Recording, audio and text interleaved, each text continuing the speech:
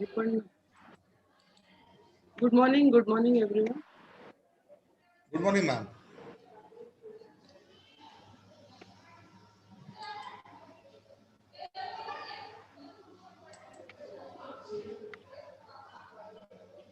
Dr. Sampada Nasiri, madam, good morning.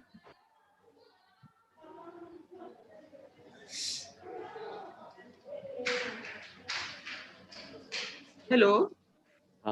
Good morning, madam. Good morning. YouTube पर टाकत होतो थोडा त्याचं. नासिर मॅडम. हा बोला ना सर. झालं म्हटलं सुरू. हो. तर हे मॅडम को होस्ट झाल्या का थोडं चेक करून घ्या. मी इकडे सुरू करून घ्या. Good morning Vaishnu ma'am. Shall we start? Sure ma'am. Sure. Gite sir join झाले? हो मॅडम. हो चला सुरू करू. So good morning everyone. I welcome you all on the second day of this faculty development program organized by Mahila Mahavidyalaya and SN More College of Arts and Commerce and GD Saraf Science College Tumsar. So we are on the I welcome you on the second day. Today we have with us a very eminent personality from the field of education, Dr. Rajeshri Vaishnav. I welcome you, ma'am, on the behalf of IQAC of both the colleges and Department of Home Economics. We all know Dr. Rajeshri Vaishnav very well. No voice actually. You are not audible, madam. Not audible? Not getting my sound? Madam, you are not audible. Madam, I am audible, no? Yeah, you are audible, ma'am. Yeah. Yes, ma'am, you are audible. Okay. So it is our privilege to introduce Dr. Rajeshri Vaishnav ma'am on this virtual platform. For that, I invite Dr. Chandrasekhar Gitte from Mahila Mahavidyalaya to invite Dr. Rajeshri Vaishnav ma'am. धन्यवाद madam. आवाज येतोय का माझा? हो येतो. बोला sir. धन्यवाद ma'am. आज हमारे साथ डॉक्टर राजश्री वैष्णव मैडम जुड़े हैं. हमारे दोनों कॉलेज की तरफ से उनका परिचय देना मैं मेरा कर्तव्य समझता हूं. आज के इस एफडीपी के दूसरे दिन में फर्स्ट जो पहला विचार पुष्प है वो गुंफने के लिए हमारे साथ वैष्णव मैडम जुड़े हैं. मैं उनका परिचय दे देता हूं. मैडम, आप डिपार्टमेंट ऑफ एजुकेशन राष्ट्रसंत तुकडोजी महाराज नागपुर यूनिवर्सिटी के हेड एंड प्रोफेसर करके अभी पद पर कार्यरत है.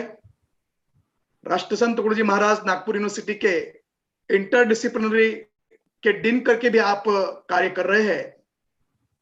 मैडम, आप आरटीएम आपका 28 ईयर का अभी तक टीचिंग एंड रिसर्च के क्षेत्र में एक्सपीरियंस रह चुका है. अभी तक आपने 18 reference books and research monograph का भी ऑथर करके काम किया है. मैडम, आपके अंडर अभी तक 27 स्टूडेंट ने पीएचडी और एमफिल का गाइडेंस लिया है. मैडम, आप देश के विभिन्न विश्वविद्यालयों में आरआरसी कमेटी पर भी कार्यरत है. मैडम, आपने स्कूली बच्चों के लिए भी लर्निंग मटेरियल तैयार किया है. उसका भी बहुत बड़ा फायदा बच्चों को हुआ है. मैडम, आपने academic staff college RTMU Nagpur university में विजिटिंग फैकल्टी करके भी मार्गदर्शन किया है. आपने टीचर के लिए भी बहुत सारे वर्कशॉप कंडक्ट किए हैं और आपके नेशनल इंटरनेशनल लेवल पर अलग अलग जर्नल्स में आपके रिसर्च आर्टिकल भी आए हुए हैं. तो मैडम का बहुत सारा परिचय है. कम वक्त के कारण मैं पूरा यहाँ उनका कार्य बता नहीं सकता. फिर भी मैडम का जो जितना महत्वपूर्ण चीजें मैंने यहाँ बात बताई है, ऐसी जानी मानी हस्ती आज आप अपने साथ इस एफडीपी के रूप में जुड़े हैं. मैं मैडम से विनम्र निवेदन करता हूँ कि आप हमें आज इस एफडीपी में मार्गदर्शन करें. धन्यवाद ma'am. Thank you so much, sir. I request ma'am to please proceed for your presentation. Thank you. Thank you, ma'am. And thank you, sir. Today I'm going to share with you, because it's a wonderful idea to organize an FDP on interdisciplinary. Being a dean of the interdisciplinary, I always believe that organizing such FDP is always helpful for developing our certain type of skills, which is very much needed in today's era. So let us begin with my today's idea, which I'm going to discuss before you, is related with some of the strategies of teaching and learning, because these strategies are very helpful to develop good teaching skills among the higher education teachers, and these skills will also help us to select a proper strategy as per the need of the content. So I just want to share my PPT with you, which I am presenting before you as some part of my discussion.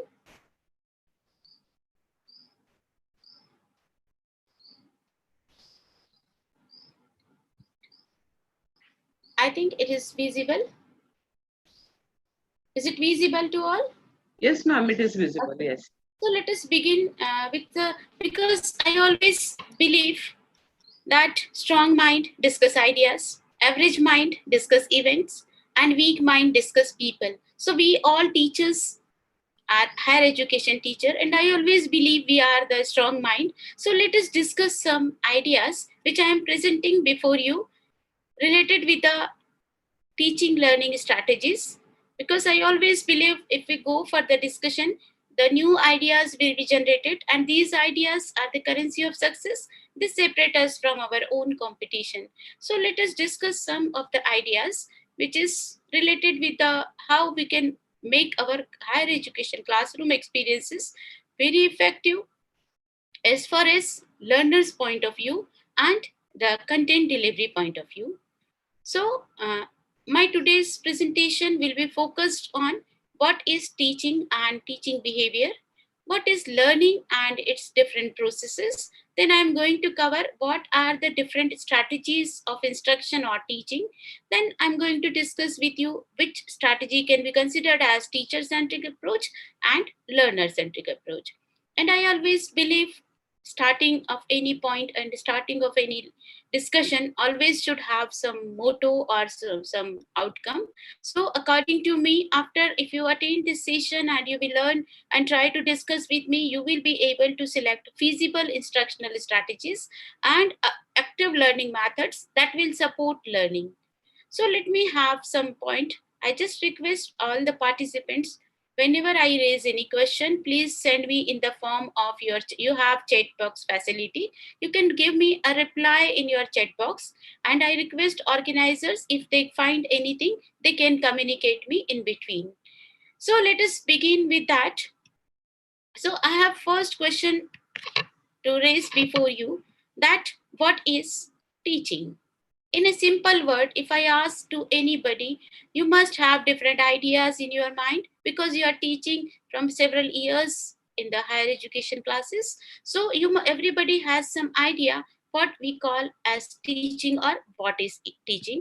According to someone, you must be thinking that teaching means to impart knowledge to the participants. That means the students are before us and we try to impart knowledge, whatever knowledge we have we want to impart or we want to give it to transfer it to our learner. That is one of the thought related with the teaching.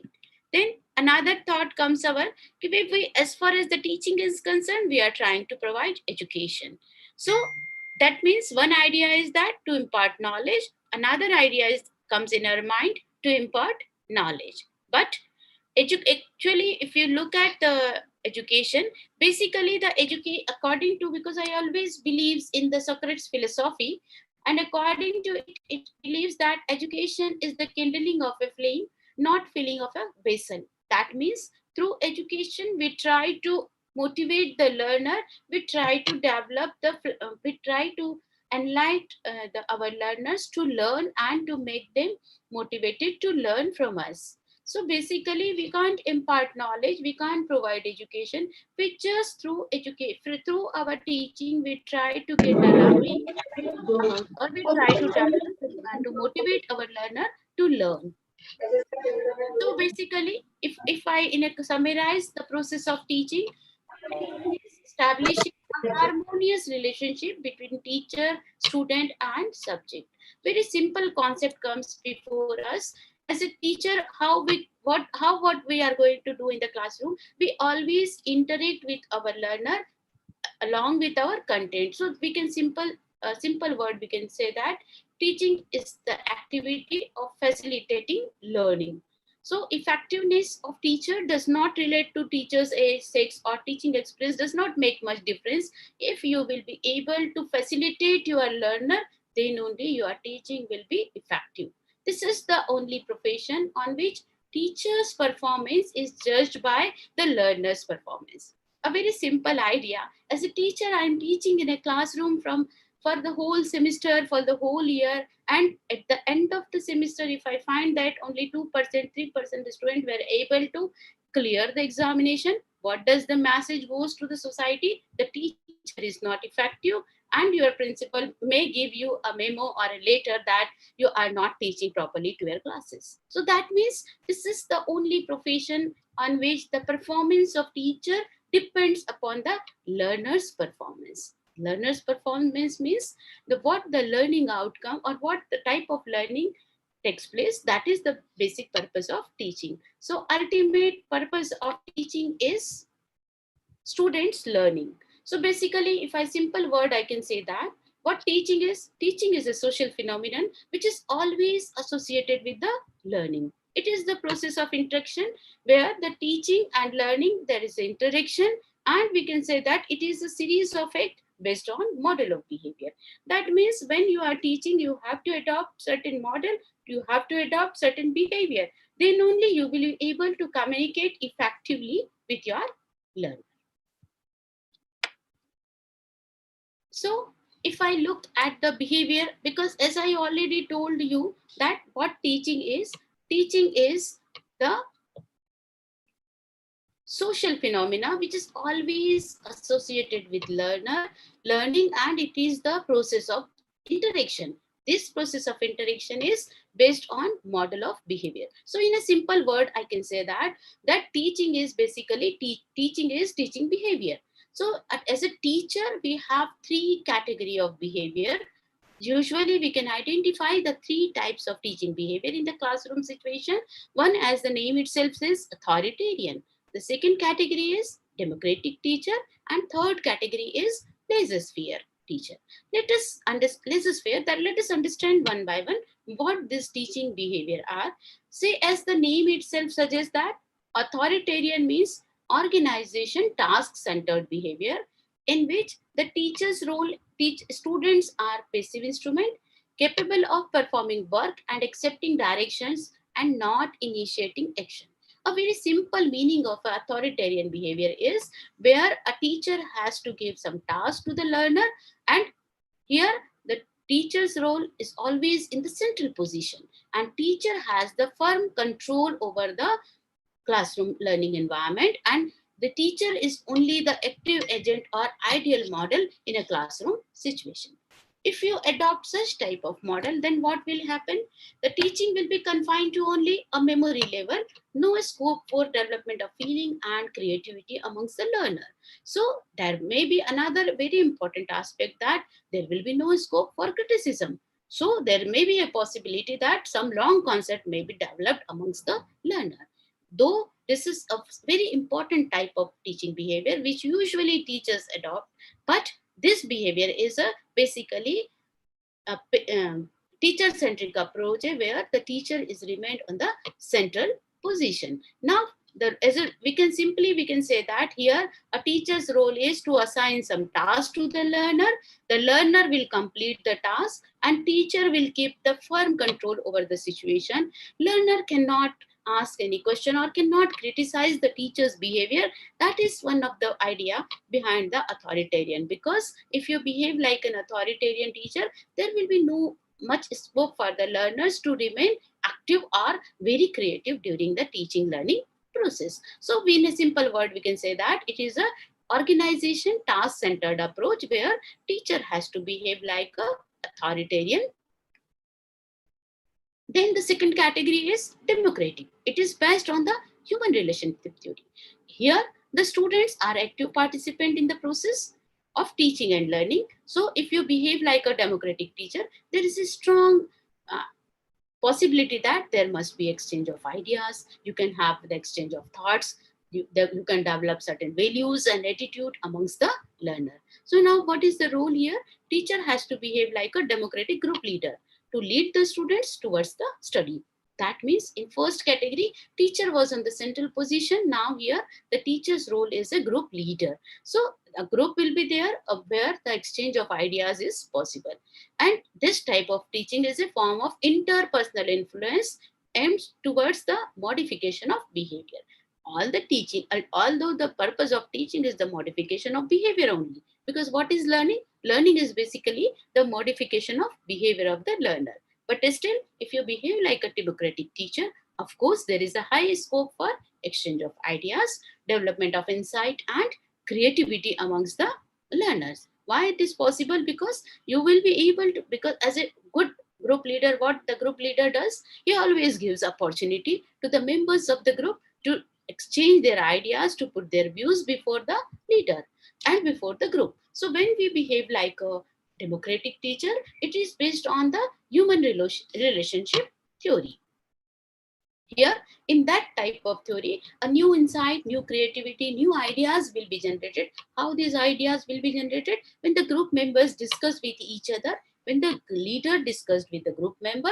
So, when a leader initiate the discussion process, then of course, the most of the group members will get benefit, and they generate their own idea, they generate their own attitude, they generate their own thoughts, and of course the creativity and the insight will be developed. So in this type of behavior, we can say that this behavior is based on the human relationship theory, where the equal opportunity is provided to each and every participant in the process of teaching and learning. Now the third category is laissez-faire. Here, task and relationship centered approach. In that process, students are more active decision makers and problem solvers. Very simple meaning is, teacher's job is to create the situation for the learner. Students themselves decide their own action.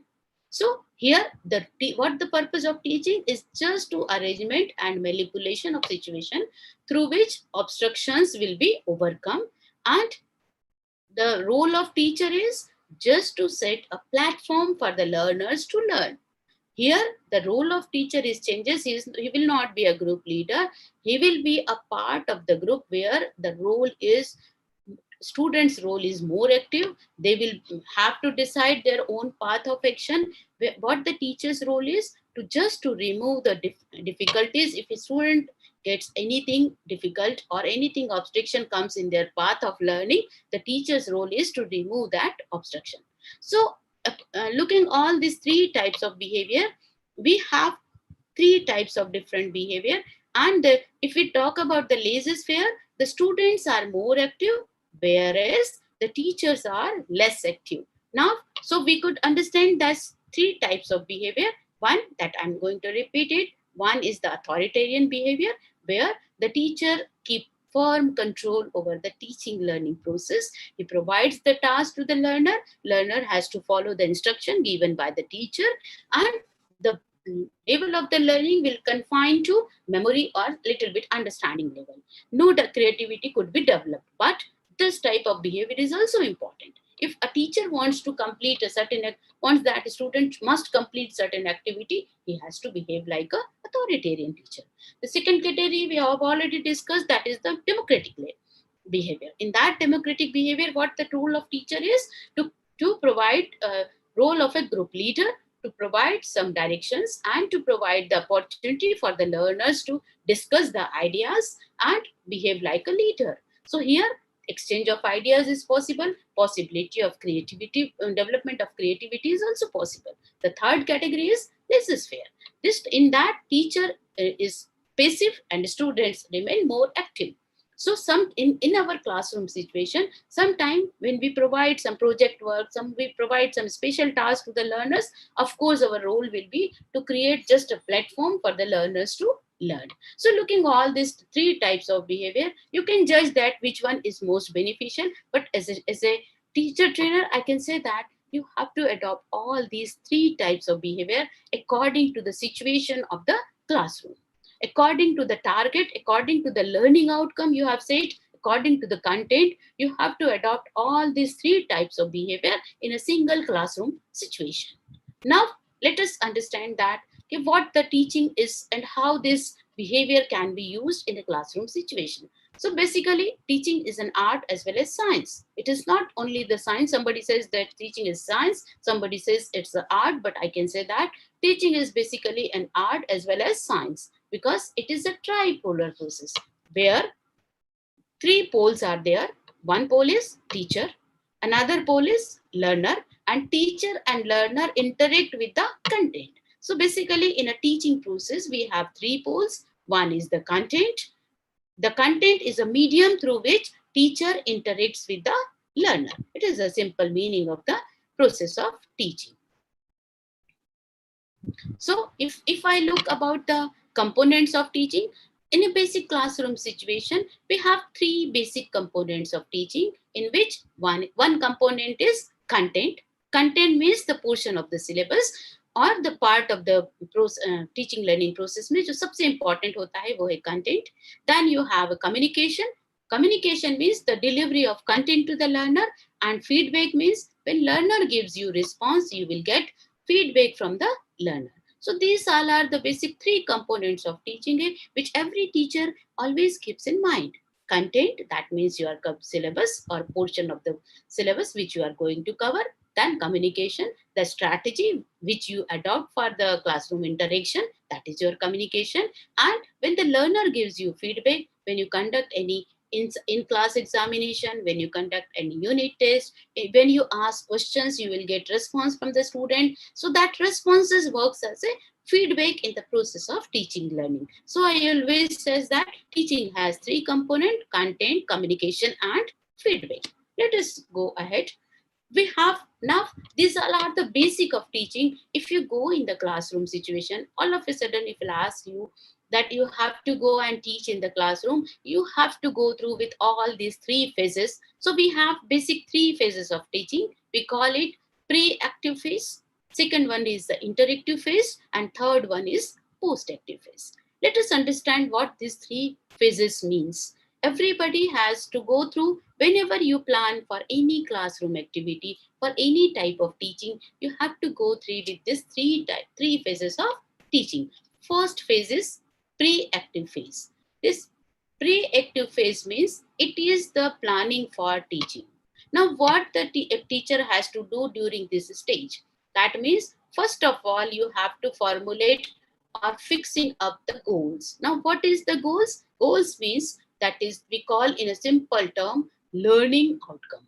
Because I think from after my session, you will understand that outcome-based education. There will be I have gone through with your timetable and with the content. So some professor is going to take the lecture on the outcome-based education.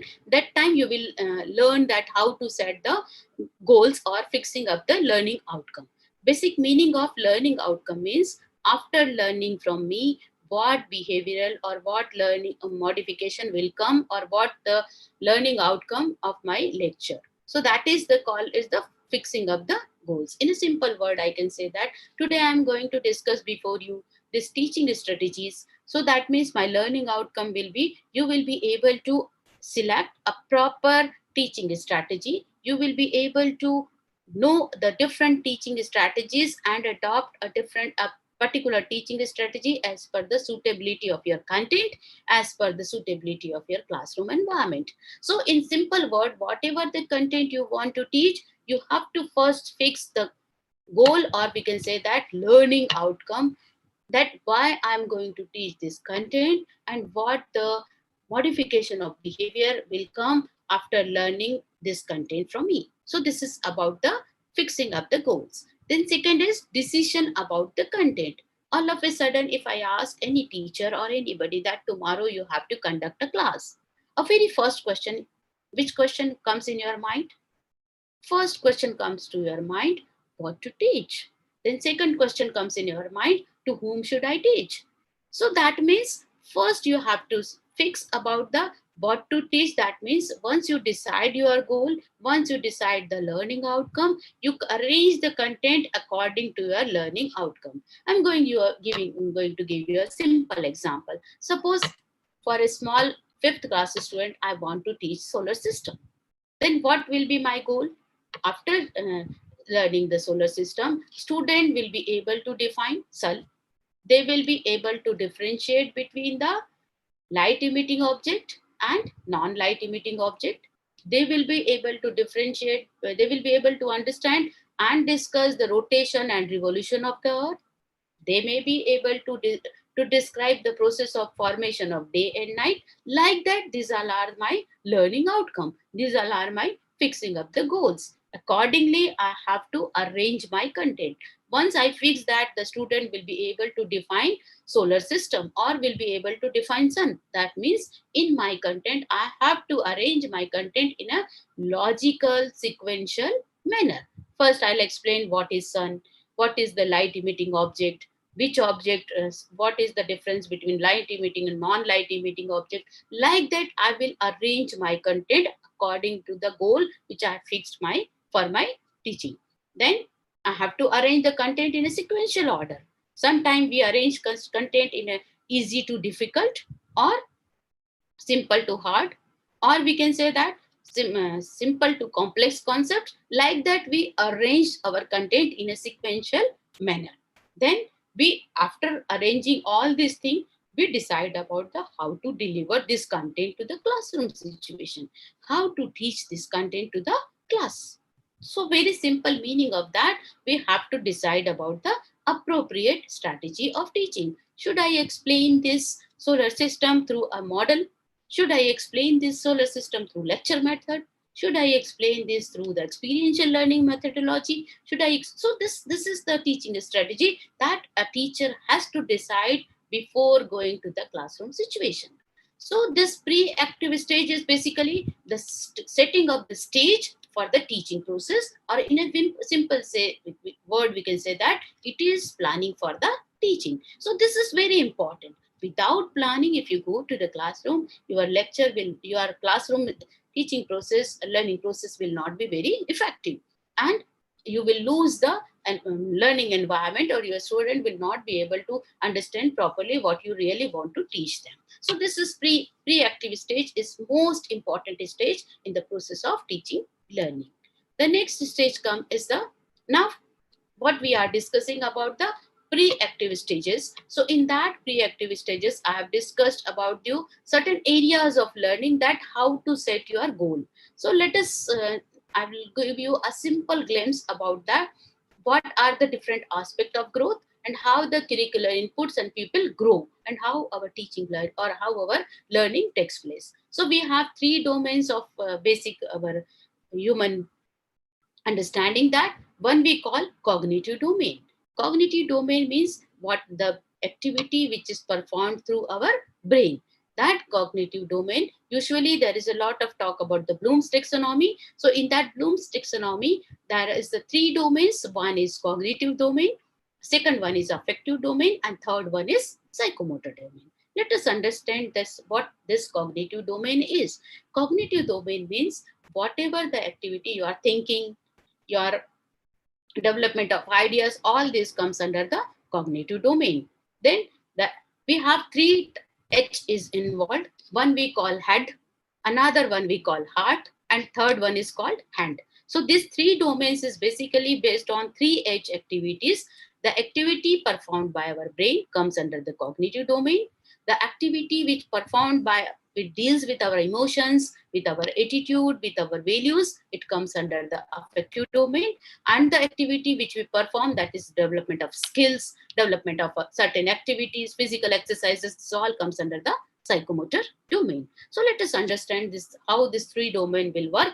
I'll give you a very simple example for all these 3, because I always believe teaching should be in a very simple manner only, so that everybody will get and everybody will develop some idea according to their need. So let us understand that what this cognitive domain is. Just take, I want to give you one example. Imagine a 6 months old baby. A baby is only the 6 months old. Every day mother says that fan. Now what this every day mother shows the fan and says baby the fan. This is the first level of cognitive domain where the mother is showing the moving object fan to baby and telling the name is the fan. After some time baby grows, and when any moving object comes before the baby, she says fan. Now what is going on in that? First activity is looking at the object, we tell the name. That is the knowledge about any object. Once this object is knowledge takes place, then understanding develops. Baby comes to know that that moving object means fan. So when any moving object like firki or anything comes before the baby, she says fan. That means here the knowledge to the level goes to the understanding, where the baby tries to understand the attributes of the fan and apply it in a novel situation. When any moving object comes, she says fan. Then later on baby grows. Whenever she feels hot, she always cries and indicate the mother to start the fan. Now here what is going on? The baby understood the second attribute, that is the fan has the moving and it gives the air also. So when the baby feels uncomfortable, she cries and indicate towards the fan. That means she is trying to understood, she has understood the different attributes of the fan and now trying to apply in this attribute and ask the mother to start the fan. Later on, the baby started crawling, and whenever she feels uncomfortable, she always crawl and sit before the cooler. Now what is going on here? The baby compared the activity, the fan with the cooler and analyzes. So she comes at the stage of analysis. Then after some time, the baby, whenever she feels hot, she always goes before the cooler. That means she has developed and evaluated the process, and it comes to the stage of the synthesis and later on the evaluation. Finally, baby selected a pause, selected cooler for her comfort. So in that way, every learning takes place. When you define or when you explain, when you show any, when you present any definition before the learner tries to understand that definition. When learner tries to understand that definition, means he is at the second stage where the level of the Bloom's taxonomy is the comprehension. When this learner is able to give examples related with this definition, that means he will be at the level of application. When he will be able to compare the two different examples based on the different theories, he will be able to level at the analysis. Then if he put here own views about certain concepts, that means he is at the level of synthesis, and the last level is the evaluation. This is about our cognitive activities takes place. Let us understand the second activity. We call it the affective domain. How this affective domain works. Everybody must be aware that one song is radio par ek song baj raha hai.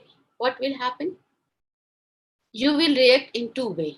Either you increase the volume or you decrease the volume. So this affective domain has also 6 levels: receiving, responding, valuing, organizing, and characterization. So receiving means when we listen any song on radio or any device, you respond in a two manner. Either you decrease the volume or you increase the volume. When you increase the volume, what does it mean? You are trying to value the song, you try to value the concept, and later on, when you increase the volume, that means you are trying to understand. Then after some time, the concept comes, ki who has sung this song, which film song it is, and you like that song, that means you try to arrange some more cassettes, some more CDs related with that, means you have value that concept and you try to organize that concept you have attached yourself, and then later on an idea created that yes, this was the Lata Mangeshkar song, and Lata Mangeshkar, you have concept that Lata Mangeshkar is a wonderful singer. So that means here, whenever anybody asks, so which one you like as a singer, you always says that I like Lata Mangeshkar song. That means it is the characterization. So in that way, whenever our values develop, our attitude develops, our emotions develop, and we develop liking or disliking towards anything. Now let us take the third domain, that is the psychomotor domain. This psychomotor domain, again, it is related with the learning of the skill. First domain is related with your head activity. Second domain is related with your emotions, that deals with the heart. Then third domain is related with the hand activity skills, or the activity which is performed in physical education classes, the activities which is performed in science classes, all these related with the psychomotor domain. Now, what this psychomotor domain is? Let us take one example. You must be remembering as a baby when you first started riding your cycle. So imagine a small baby looks towards the bicycle, and we try to, so it has also the 6 levels: imitation, manipulation, precision, articulation, and naturalization. How this takes place? Let us take one example. Everybody is remembering that during the childhood days, you must have learned bicycle. How you learn bicycle? First, when you look at towards the bicycle, what we try? We try to manipulate the handle, we try to manipulate the pedal and all, wheel and all these things. That means baby tries to manipulate the object. Then later on, we grow little bit, we hold the handle and try to ride the cycle along with us. That is the manipulation. Then later on, we started with the single pedaling. Then we started gradually with this sitting on the seat, both the pedals and then seat, like that this happens. So every time we manipulate the situation, we try to manipulate and get the precision over the situation. After some time, you started riding sitting on the seat with the bicycle. That means that precision comes, and articulation. Then later on, this developed so much that you do not remember when you started riding the cycle and we reach to your spot. That means that is the naturalization. All skill development takes place in the same manner. Imagine a small baby. Before she started crawling. Then later on, gradually she starts standing. That means manipulating. Then later on, the precision comes, she never falls. That means articulation and naturalization. All skill development takes place in the same manner. If you give the opportunity in such a manner, then the learner will learn. So these are the 3 domains which is useful in the classroom situation. But most of the time, we deal with the cognitive domain much, and we deal with the psychomotor domain. But this affective domain is also important to develop some values, some attitudes amongst the learner. So what is the purpose of explaining all these things to you? The basic purpose of explaining these things to you, that whenever you whenever you take any lecture, whenever you plan your any lecture, you have to touch all these 6 domains of Bloom's taxonomy to frame your learning outcome. In the same manner, when you take any practical activity, or when you deal with any theoretical content and involve some practical activities, you have to frame your learning outcome based on all these 6 levels, because these levels are very important to develop creative thinking, to make the learner capable to put his own idea, to develop the concept in a systematic manner. If you frame your questions, or if you frame your teaching based on the knowledge comprehension only, then the only memory level will be developed, because all these 3 levels shows the lower level, middle level, and higher level. Knowledge and comprehension comes the lower level, application and analysis comes on this middle level, and synthesis and evaluation comes on the higher level. Later on, this Bloom's taxonomy has changed. Then instead of this synthesis, they put the word evaluation comes on the 5th part, and the synthesis comes on the last part, that we call is the creativity. So creating, so that you will understand when you learn about the outcome based. So this Bloom's taxonomy is basically the 3 domains, and this Bloom's taxonomy has been changed. Synthesis comes from the 6th place, that converted into the creating, and this evaluation goes to the 5th place. There is exchange of 5th and 6th position, so that you will know later on.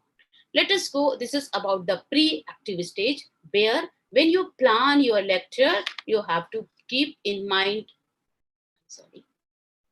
when you plan your lecture, you have to decide about the goals. That goals must be based on these 6 domains of cognitive and psychomotor and affective domain. Considering this domain, you have to decide about your goals.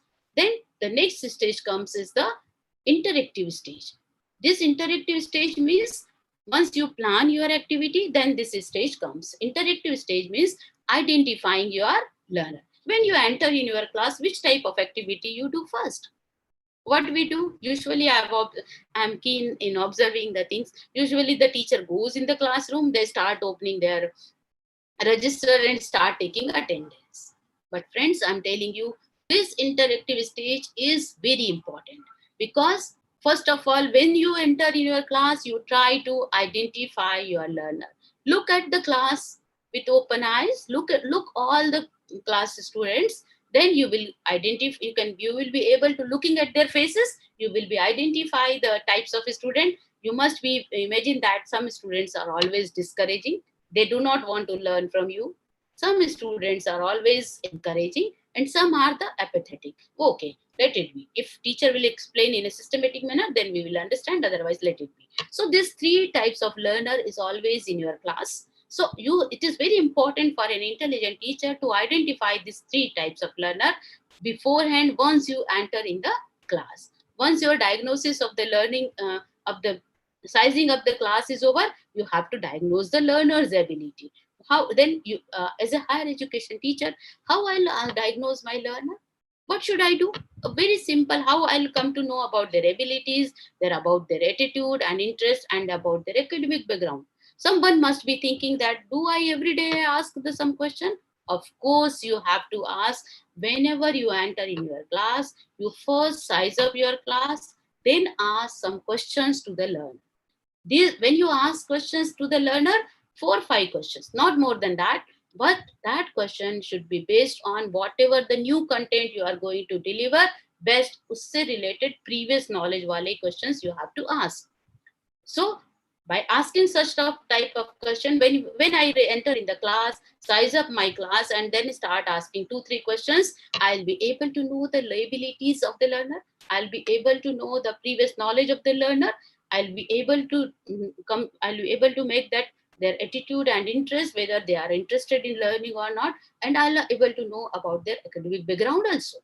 After once all this over, you have to announce your topic, that we call action of achievement or selection of stimuli. Now I'll announce my topic. Today, suppose I'm giving you one example. Today I'm going to deliver the lecture on strategies of teaching. How I'll announce my topic? I'll announce my topic in such a manner that how these strategies of teaching will help them, how it will be useful for their. So I, in a simple word, said that today I'm going to take a lecture which will be learning properly with that. You will be able to select a proper teaching strategies. Your teaching will be improved. You will be able to deliver your content effectively to the learner. A better learning will take place. Like that, motivation is important. Like that, stimulus is important for the learners to before starting of the class. A very simple example I would like to quote before you. If a 5-year-old baby is sitting in your room and you ask that to bring some scissor for me, do the baby start immediately bringing the scissor? No. She always says, why? Once you satisfy that I need this scissor, or we say that mama need this scissor for this work, then only baby goes and bring a scissor for you. What does it indicate? That a 5-year-old child once will not be perform the activity unless and until you satisfy the need. Why should I do? Once you satisfy the need, then only the baby will be able to motivate to do the work. So imagine your students, they are the grown-ups, they are the adult learners. Once you satisfy their need, why they want to learn, why they have to learn, why they have to listen to you for the next 45 minutes, then only they will be motivated to learn from you. What is the purpose of teaching? The students learning.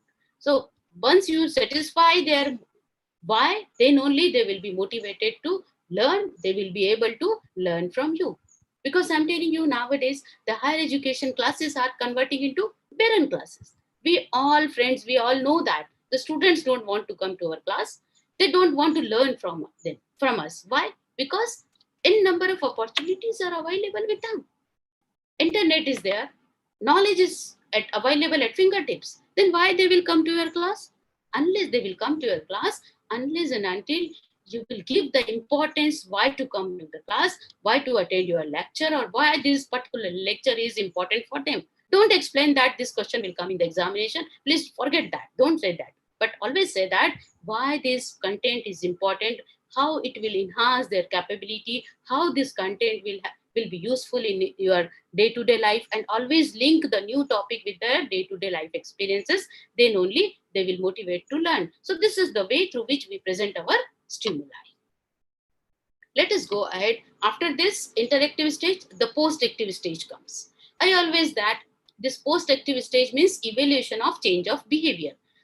For that, you have to select an appropriate testing device. As a teacher educator or as a teacher, I always believe that deliver the content for 4 to 5 minutes and ask some questions to the learner. As a higher education teacher, we are always afraid of asking the questions. We feel that if we ask question, our classroom discipline will go on. So please always ask questions related with the content which you taught. So when you ask question, you will get feedback, you will get the outcome, you will come to know that whether your students are following it or not. So you can improve your strategies of teaching, you can improve your teaching. You can improve your teaching style also. So in that way, these 3 stages are very important. We have discussed about the pre-active stage, I call it planning stage, then interactive stage, that means classroom communication stage, and then post-active stage. This post-active stage goes between your lecture, after completion of the lecture. All these post-active stages comes every time in every classroom situation. Now, this all are, we have discussed about the teaching. Now, basic purpose of teaching is student learning. So let us understand that what really is learning and what factors influence learning and how the process of learning be improved. So learning means change of behavior. Change of behavior, that means we know more than before. We can do things better than before. हम पहले से जो जानते थे उससे ज्यादा जान पाएंगे, जिस तरीके से हम चीजें करते थे उससे ज्यादा अच्छे तरीके से कर पाएंगे, and it changes our opinion also. We hold a different opinion than before. So that means all of this allows us to behave differently. So basically learning means change of behavior. This change of behavior takes place because our knowing improves, we know more than before, we can do things better than before, we hold a different opinion before. So learning means change of behavior. This change of behavior occurs due to experiences by knowledge, skills, and attitude. So a new pattern of behavior takes place that we call the learning. This learning process involves 4 major steps. That is experiencing something new, appreciating and understanding these new experiences, storing it in our memory, and recalling it later. Let us understand what this happens. I'm telling you, see, since usually I used to conduct these classes in an offline mode, now I'm conducting this class in a virtual mode. I ask you one question, what happened today? आज सुबह आपके साथ क्या हुआ? Can anybody will give me answer? So many things comes in your mind. Yes, today I was late, or today there was no electricity. Today I was struggling for the connectivity. Like that, so many things coming up in your mind. क्या आपको कोई ये चीज याद में आ रही है कि आज हमने रूटीन, जो भी आपके रूटीन वक्त है, you will never remember. You will recall only the new experiences. So that, what does it mean? I can say that a simple example, I can say that कि whenever you experience something new, that new experiences you always appreciate and understand this new experience and you store it in your memory. When this new experiences is stored in your memory, you can recall it later on. Like when I asked you what happened today morning, someone must be recalling those experiences which was new, which was not routine. Someone says that I got a plate. Someone says my alarm didn't ring properly. Like that, some novel experiences. So जब भी हम learning process होती है, हम routine चीजें याद नहीं रख पाते हैं. जब भी कोई चीज नई आती है, उस नई चीज को हम समझते हैं, उसको हमारी मेमोरी में स्टोर होती है और हमको उसको इजीली रिकॉल कर सकते हैं. So this learning process involves 4 major steps: experiencing something new, understanding these new experiences, storing it in our memory, and retrieving or remembering. So if you give the same routine type of lectures, the student will not be able to store it permanently, and they will not be retrieve it whenever you ask them. So that means, what does it indicate? That if you want better learning, you have to give novel exercises, novel experiences, novel examples. Then only the student will be recall it later on. Now, how the knowledge convert into the experiences? So whatever the knowledge you, that means that any information and experiences are useful, they do not automatically turn into knowledge unless and until they will be reflected and processed in our brain. कोई भी नई चीज, whenever you come across anything, you try to understand. We try to explore it much better way. When when we explore it in a systematic manner, then only the reflection and processing will take place. So that's why we always said that every morning you have to revisit what you have learned in the previous day. Usually this is the practice. Once you finish your one day's learning, we always suggest our student, please recall whatever you have learned yesterday. That means unless and until we process the information, then only this knowledge will be permanent in our mind. So now, how the learning takes place and how we remember the concept. Only by reading the concept, we can remember 10%. By hearing, we can reading and hearing, we can recall it up to 20%. By visuals, if you produce visuals before them, so 3 types of experiences, reading, listening and seeing, 30% can be remembered. Seeing and hearing togetherly, 40%. When you talk about it, when you discuss in the classroom situation, 60% of the portion of your content will be remembered by the student. When you give them opportunity to explore and phrase their own ideas, they can retain up to 90%, 80% of that information. When you give them opportunity to explore and overcome difficulties by their own, when you provide them any project, provide them any activity where the student will be active, of course, they can retain up the 90% of this information. This is the way we remember the information. Now imagine if I keep on talking and talking in the classroom, the student will be able only 20% of the information I have delivered to them. If I'll give them opportunity for some, I will show them visuals, some pictures, some movies, all these things, they can retain up to 40%. If I discuss in the classroom that topic, will involve the student in the topic, that means they will retain the information very much. So the lecturing only 5%, reading 10%.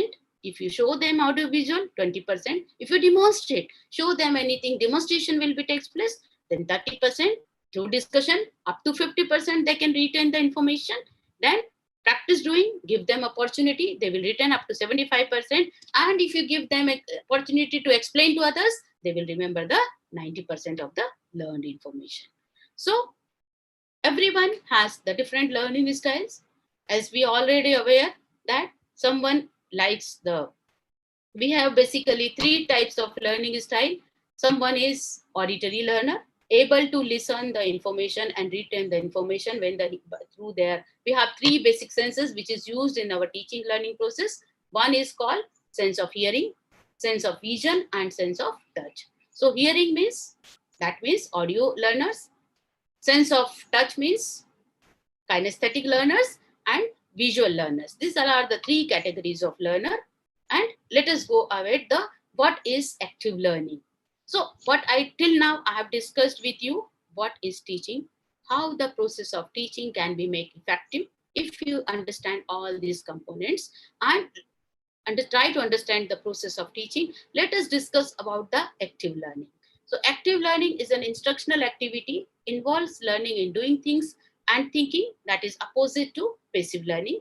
It requires specific learning methods. It requires self-reflection of the faculty. So these are the certain active learning strategies which I'm going to discuss with you one by one. So we have without imitation and with imitation, problem-based learning, review, analysis and research, interactive lectures, survey, interview, reflective journals, think, pair, share, discussion, debate, panel discussion, brainstorming session, presentation, reading, social media, all this comes under the active learning without imitation. Then active learning with imitation, game-based activities, project work, role play, exercise, field visits, games, case study, simulation, all these comes under the active learning strategies. This is a simple example where you keep on only lecturing or pouring the knowledge, your teaching strategy will not be very effective. So what is a teaching strategy? How can we support the teaching strategy? The only strategy which has to be chosen by the teachers, that such activity which support learning process only. वही teaching strategy effective है जो learning process को support करे. So how do we choose methodology? Always consider the lesson objectives or outcomes. Always consider the background and abilities of the learner. Always consider the learner's level of motivation. Always allot time for the lesson and available facilities. If you consider all these things only, then only you will be able to choose right teaching strategy or methodology. So we must understand learner. We must accept differences among the student and between student and faculty. You should always engage student in setting goals and expectations. As a teacher, you should be flexible, creative, and try not to surprise anything happens in the classroom. Because when you select any active learning strategy, any active teaching strategy, of course, some student will remain more active, more motivated, and they will do something unusual. Maybe they will do. So always, when you design your course, always keep on interpersonal linkages, learning needs and learning groups has to be considered. So self-directed learning activity, avoid overuse of lecture. Don't give them only lecture. Always emphasize discussion and interactive methods, because your learner know, I know what learning approach is the best for me. That is the idea behind the using a proper teaching strategy. Now, after selecting the learning outcome, choose instructional teaching activity to engage students with the material and enable them to meet the objective. Many instructional strategies are flexible and can be used in the several learning objectives, but some strategy is best suited for a particular set of learning objective. The very simple meaning of that, as per your objective, you have to choose your learning strategy. You can combine one or two types of teaching strategy or instructional strategies together. Now we have 5 categories of instructional strategy. One we call direct instruction. Second we call interactive instruction. Third is indirect instruction. Fourth is independent study. Fifth one is experiential learning. Madam, I know that 1 hour is over, but I need only 10 to 15 minutes to compile my lecture. Will it be okay for Sampada, madam? Yes, ma'am, yes. Yeah. So now direct instruction means it is highly teacher directed and most commonly used instruction, effective for providing information or developing step-by-step skills. It also works well for introducing other teaching methods or actively involving students in knowledge construction only. When you want to develop knowledge, you can use the direct instruction method. What are these direct instruction methods? Like lecture, explicit teaching, drill and practice, compare and contrast, demonstration, guided and shared reading, listening, viewing, thinking. All this comes under the direct instructions. Like lecturing is also part of the direct instruction. Researchers shows that it is impossible for the student to absorb all of the information in a lecture. That means lecture always have limited short-term memory. We need every student to learn, not to judge a few. So more effective approach get students actively thinking and learning. Because researchers says 59% faculty of higher education use lecturing, but this lecturing will not help much to the student. So avoid much use of lecturing. This is one of the, instead of lecturing, we can give them group activities, we can use another type of activities. So if only the 20% or 10% is retained, then we can imagine that how do the student retain the information by lecturing only. So because our students are surfers and scanners, not readers and digesters, they expect constant and immediate feedback. They want directness over subtlety. technologically savvy, but that they crave personal context, always hurried, know what they want to learn. So this is the type of generation we are facing. So please avoid lecturing in the classroom situation, because student want solid knowledge base and real world application. They want clear and organized presentation of material. They want to be stimulated, active and participatory approach. They want to know why. How does this activity reading connect to my future career? So always satisfy their need, which I have already explained you.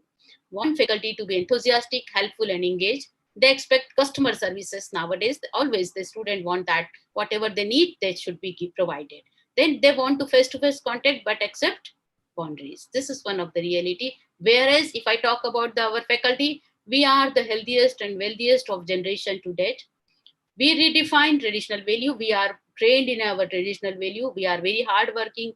We are very passionate. We can change the world. This is our attitude, and believe in hierarchy. Many find it difficult to adapt to more flexible arrangement. This is the rigidity we are facing because we are trained in a traditional way. But friends, time has changed. We have to adopt some new teaching strategies, some new instructional strategies where we can say that instead of teacher centric, you have to adopt a strategy that is called learner centric strategy has to be adopted.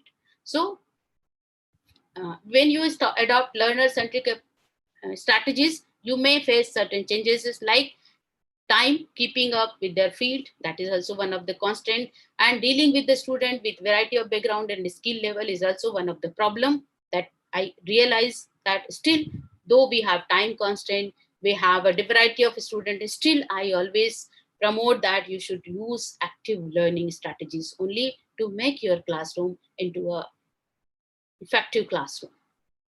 So most of the time as a faculty, we have certain challenges. We fear that when I stop lecturing and I may lose control on my class, I won't be able to cover all the material.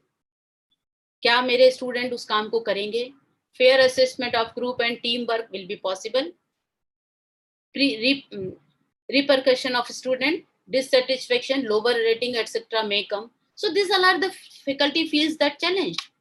And if I'm advocating that you have to adopt the active learning strategies, बहुत सारी faculties के दिमाग में ये बात आ रहा होगा कि हम यदि वैरायटी की स्ट्रेटजी कंप्लीट करेंगे तो हम कैसे अपने क्लास को कंट्रोल कर पाएंगे, हम कैसे अपना सिलेबस कंप्लीट करेंगे, हम कैसे अपने स्टूडेंट को वर्क अलॉट करें. All these ideas may be cropping up in your mind, but friends, I'm telling you, if you start learning and using active learning strategies, gradually your lesson will be converted into very effective lessons. So now interactive instruction is the second type of. It relies heavily on discussion and sharing among the participants. Students can learn from peers and teachers to develop social skills and abilities to organize their thoughts and to develop rational arguments. So when you involve interaction in the classroom, of course this will happen. The success of the interactive instructional strategy is heavily depend upon the expertise of the teacher in structuring and developing the dynamics of the group. Certain strategies like if you promote debate and discussion, कोई topic उनके साथ दे दीजिए, class में debate करवा लीजिए, class में discussion कराइए, give them opportunity to like role playing, panel discussion, brainstorming, think, pair, share, problem solving. These all are the strategies comes under the interactive instructional strategies. This is the second category. Now, third category is indirect instruction. Indirect instruction means it is student-centric approach. The role of the teacher shifts from lecture director to the facilitator, supporter, and resource person. The teacher arranges the learning environment and provide opportunity for students' involvement, and when appropriate, provide feedback to students while they conduct any inquiry. So in that type, indirect instruction, certain strategies like problem solving, you can provide them problem and ask the student to provide a solution. We can assign them project or team activities. You can give them case studies. You can have the reflective discussion in the classroom. You can always ask them to write, collect the particular information and present before the others. So these are our type of strategies which we come under the indirect instruction. It is a sort of active learning strategy, or we can say that innovative teaching learning strategy. The next category, like I'm giving the indirect example, like if you have seen that, suppose in a polytechnic class or engineering class, where a civil engineering class, where you have to give the example of the how the road will be constructed, you can take them to the field, directly give them opportunity to develop the ideas. So these are the problem solving strategy with the guided teamwork will help them. Now, problem-based learning is always student-centered instruction, or most of the adult learning and higher education, we can use this, and it develops competency-based outcome may be possible. Now, if you adopt this indirect, the student may feel some feelings may come from you. Ki teachers are not teaching, they are giving me as project only, they are giving us assignment only. Why should I pay tuition for them if they are not teaching me? Like that idea comes before the student. But friends, I'm telling you, if you give them this opportunity, maximum will learn from that. Then one question may become, Amar, ki kya sare members seekhenge? Do all members will do the project? Too difficult to schedule, coordinate, some dominant, other hides. Like that comes in our mind. But if you use this strategy, it will help to develop better concepts amongst the learner. Now, student-centered learning, substitute active learning projects and experiences for lecture. Instead of lecture, you have to give them projects. Hold students responsible for material yet not covered. Please do not try to cover 100% syllabus in classroom. Cover only 60 to 70% in your classroom teaching. Remaining 30% to be assigned to the learners in the form of project, in the form of case study, in the form of different activities. See, if I'm a history teacher, is it necessary that I'll teach each and everything? Can I give them to collect some video related with the particular era? Can I give them opportunity? Suppose I'm in the Nagpur, I'll ask my student to make a video on the historical events of the Nagpur. They will give you a lot of information by their creative ideas. So like that, assign them activities. So the student will be responsible to cover the material. Please, no need to cover, because if you try to cover 100%, you may dilute your quality. You may not be able to adopt the active learning strategies. So I, as a head of the institution, as a principal, and as a teacher, I always request everybody, please do not expect from the teachers to cover, they should cover 100% syllabus. Ask your teachers to cover 60 to 70% of the syllabus. Remaining work should be given to the learners by in the form of their own activities. But the role of teacher is to see whether they have really understood and really done that project work or not. That is your role. सबसे important है कि हम उस पर monitor करें, हम उनको monitor करें कि हमने जो वर्क 30% उनको खुद को करने को दिया है वो वाकई में किस क्वालिटी का वो कर रहे हैं. So in that way, we can make the more and more classroom and live. Use stimulations, role playing, use self-paced or cooperative team learning is also important. Now, the next category is independent study. Development of individual students' initiative, self-reliance and self-improvement may be initiated by student or teacher. Focus will be planned independent study by students under the guidance or supervision of a classroom teacher. In that, like computer-aided instruction, program learning material, assignment questions, homework, report writing, all these comes under the independent study. Now, the last category is the experiential learning. It is inductive, learner-centered and activity-oriented strategy, personalized reflection about an experience and formulation of plans to apply learning to other contexts or critical factors in effective experiential learning. The emphasis is in experiential learning is onto the process of learning, not the product. That means ये जो experiential learning है इसमें focus होगा कि student should learn by their own experiences, by their own efforts. So possibility includes fact-finding tools, simulations, games, field observations, model building, surveys. All these strategies comes under the experiential learning. So this experiential learning means learning by the student by their own experiences. Now, what is your role here? You have to provide the platform. You have to provide them facilities to the learner to explore by their own efforts. Now, we can use different strategies or methods in class, outside of the class, and we should always link the activity with your course objective. Always encourage critical thinking and synthesis. Always create opportunities for reflection for the student. Pre-class assignments, all this will help to develop the idea in a better manner. So create an environment that support learning, encourage different point of view, always try to have discussion, debate in the classroom, then recognize, discuss your own bias, maintain rigor, excite students about the content, always present content in a systematic manner, in a tone that student will motivate to learn from you. So always flexible, always you have to be very flexible. You have to check whether the students are really learning or not. How do you know? By asking the question, how I can improve my strategy. This all will help you when you remain flexible and ask question in your classroom. So in last, I can say that no teacher can satisfy everyone. So mix it up. You have to use all teaching strategies, all methodologies in your classroom teaching learning methods. Teach to the top, use student-centered approach as far as possible, use effective technology, audience response, real examples, always quote real life examples before them, consider teamwork, peer-to-peer exchange, and try to remain connected with the learner. So method and style, I can say that you can choose a variety of these methods. All methods and models are not suited for all target audience. Every active learning method, simple, I always believe in the Leonardo da Vinci's quote, iron rusts from disuse, stagnant water loses its purity, and in cold weather become frozen. So even so does inaction sap the vigor of the mind. Be remain active, make the student to be active. Always remember, even the best teacher can learn a great drill from his own or her student. So be remain always as a teacher. You try to remain an active learner.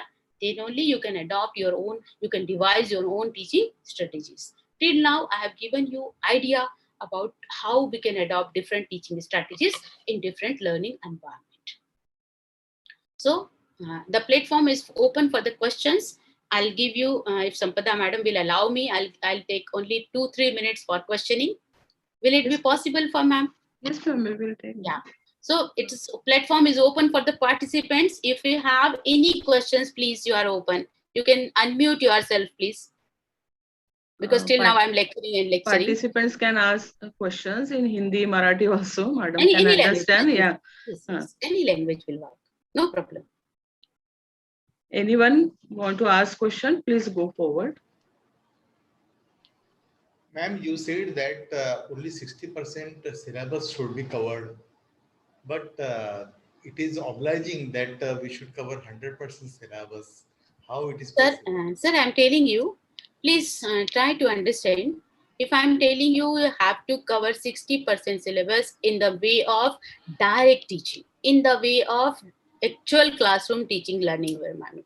Remaining 30% should be assigned to the student in the form of seminars, in the form of project, in the form of presentation, in the form of symposium, in the form of discussion, in the form of debate, in the form of role play. All these activities, when you involve, when you assign the task, group dynamics, assign the task to the learner, ask them to teach to their fellow mates. So that peer teaching, peer learning, collaborative learning, active learning, game-based learning, all these can be possible if you try to cover 100% by the way you teach every day. Then these active learning strategies cannot be used in any situation. That's why I am propagating that cover 60% of the syllabus, 60 to 70% syllabus in day-to-day teaching learning, in classroom teaching. Rest of the portion should be given to the student. At that time, they will come forward, they will teach to their fellow mates, they will present the content, they will complete the project and present before the student, they will discuss with the student. In your role is facilitator. आपको as a teacher आपको उसमें अलग नहीं होना है, आप उसके साथ जुड़े हैं. वो जो 40% सिलेबस है वो बच्चे खुद कर रहे हैं. जब वो खुद करेंगे तो उनका रिटेंशन ज्यादा रहेगा. और उसमें से पूरा सिलेबस आपको मैं कभी नहीं बोलूंगी. आप 60% सिलेबस जो आपको लगता है कि आपको face to face direct instruction के थ्रू पढ़ाना है, वो आप अलग कर लीजिए. रिमेनिंग 40% जिसमें आप बच्चों में क्रिएटिविटी डेवलप करें. Because very simple reason is that everybody is knowing कि क्लासेस हमारी कैसी हैं, बेरन क्लासेस हैं। बच्चे हमारी हायर एजुकेशन की क्लासेस में आना नहीं चाहते, ये रियलिटी है। So if you want that कि आप इस तरह की एक्टिविटीज उनको देंगे तो बच्चे ऑटोमेटिकली मोटिवेट होंगे, खुद करेंगे, खुद सीखेंगे, उनके बीच में एक कॉम्पिटिशन डेवलप होगी। क्योंकि पैसिव बना के रखेंगे, वो आपको सुनेंगे, मोबाइल खेलते रहेंगे, आपकी बातों को सुनेंगे, केवल 20% रिटेन कर पाएंगे। लेकिन यदि आप उनको एक्टिव बनवाने के रखेंगे, खुद उनको अपॉर्चुनिटी देंगे, आप सिंपल सी अपने घर की बात दीजिए, आप अपने बच्चे को जब कोई टास्क देते हैं कि तुमको ये करके देना है, बच्चा कितना अच्छा करके लाता है। The same thing applies here also, कि जब आप अपने स्टूडेंट को कुछ टास्क देंगे, वो बेस्ट करने की कोशिश करेंगे, सबसे अच्छा प्रेजेंट करेंगे, और आपका सिलेबस भी कवर होगा। और आपको मॉनिटरिंग जरूर करना है, ऐसा नहीं कि हमने काम दे दिया और भूल गए। You have to monitor, you give them assignment, check the assignment, discuss the assignment with them, like that we can cover. Yeah. Sir, ma'am, curriculum should be designed like that only, no? Sir, no, sir. So very sorry to say that. Very sorry to say that. Sir, curriculum is a guideline only. It is up to we teachers. I'm telling you, बहुत सारे time we blame to that कि curriculum designer has not framed the curriculum. I'm telling you, use this curriculum as a guideline.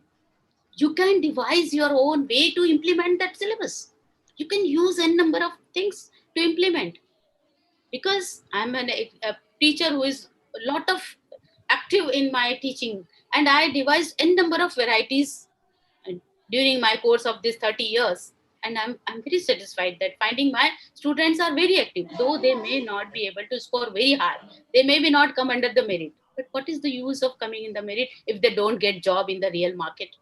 But I'm very proudly say that maximum my students get opportunity to they placed in various variety of schools, variety of places, because I make them to remain active during this teaching learning process.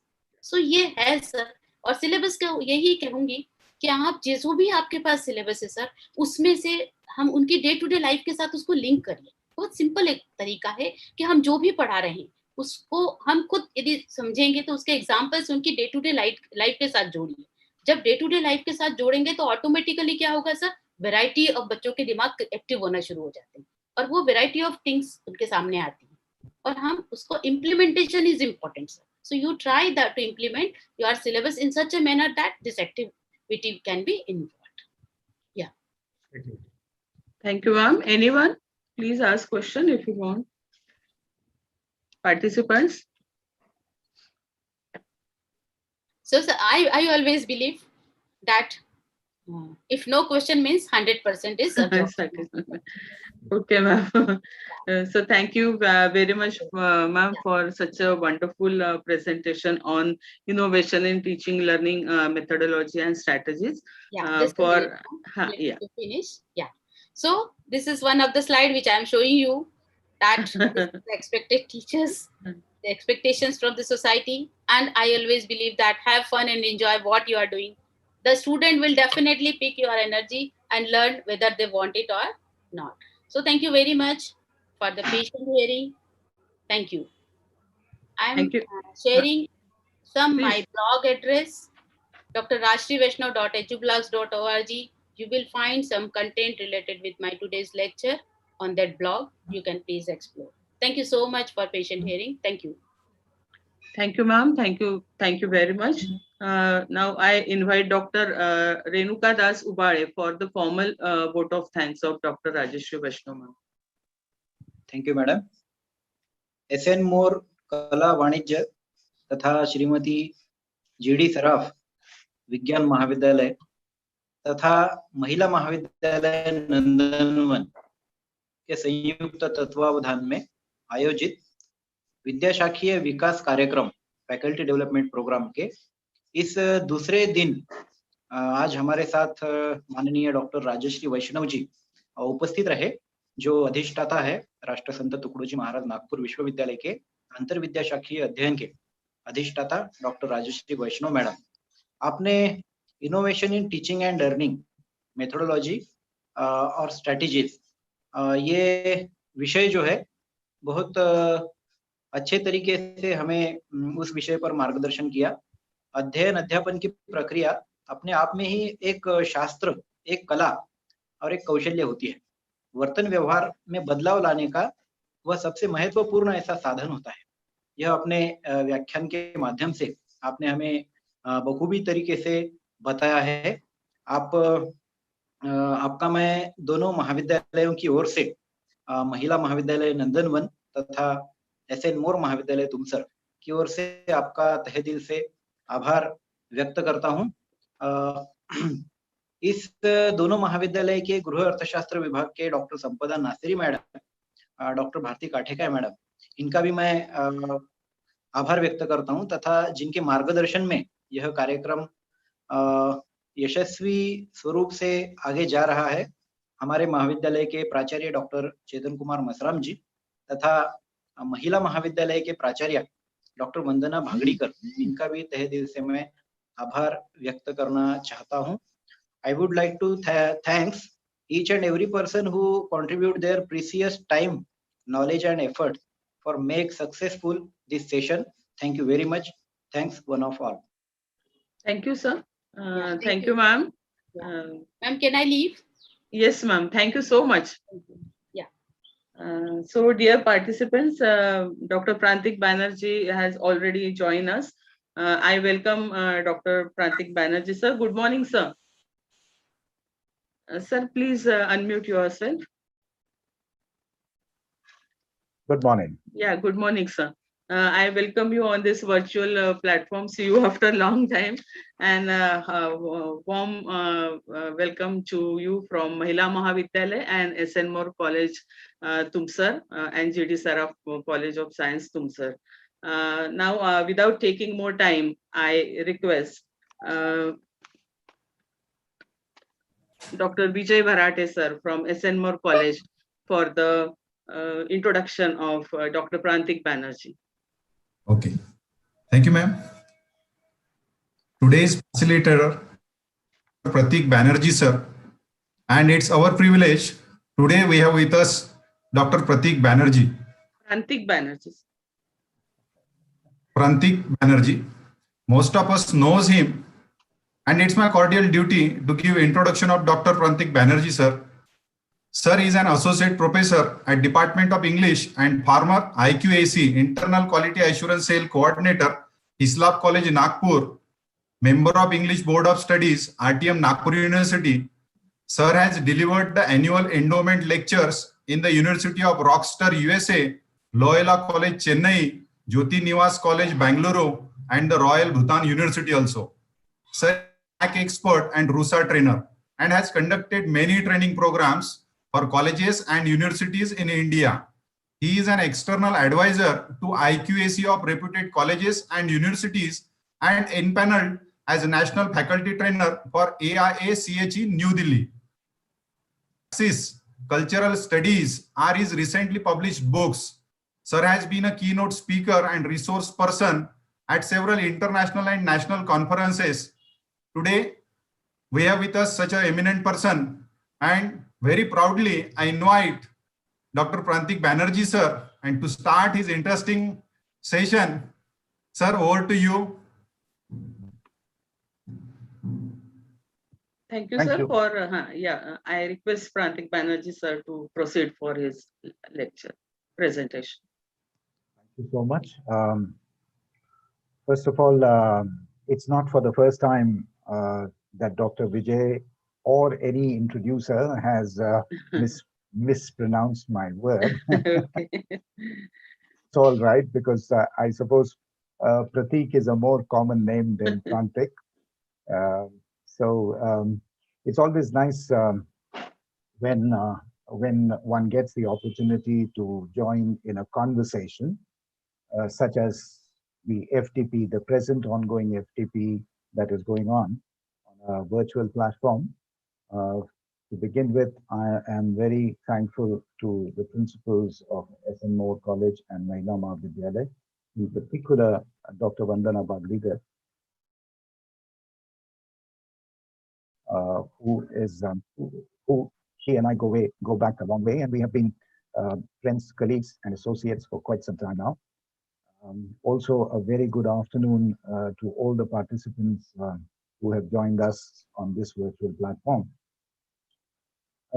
Before I start my talk, a couple of things. One is I noticed that the time is 12:30. So I think I need to ask the coordinator, Dr. Sampada Nasri Madam, whether what is the time that I am allowed. Yes, sir, you take your 1 hour. Thank you so much. Yeah, If yeah. that be so, but I don't know whether the participants will thank us for extending. No, sir. It's actually we apologize for late in. No, that's okay. Two important things before any webinar now or any virtual workshop. One is I hope I'm audible and my voice comes through clear and loud.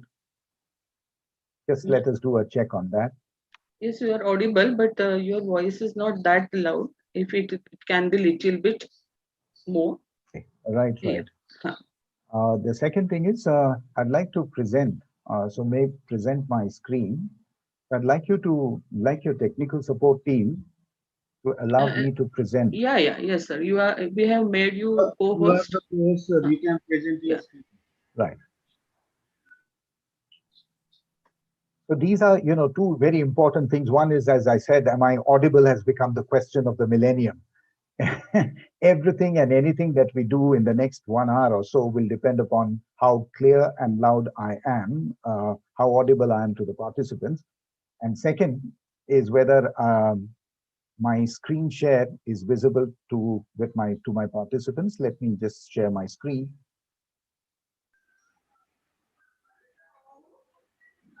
Do let me know if my screen is visible. Yes, sir, it is visible, sir. Very good.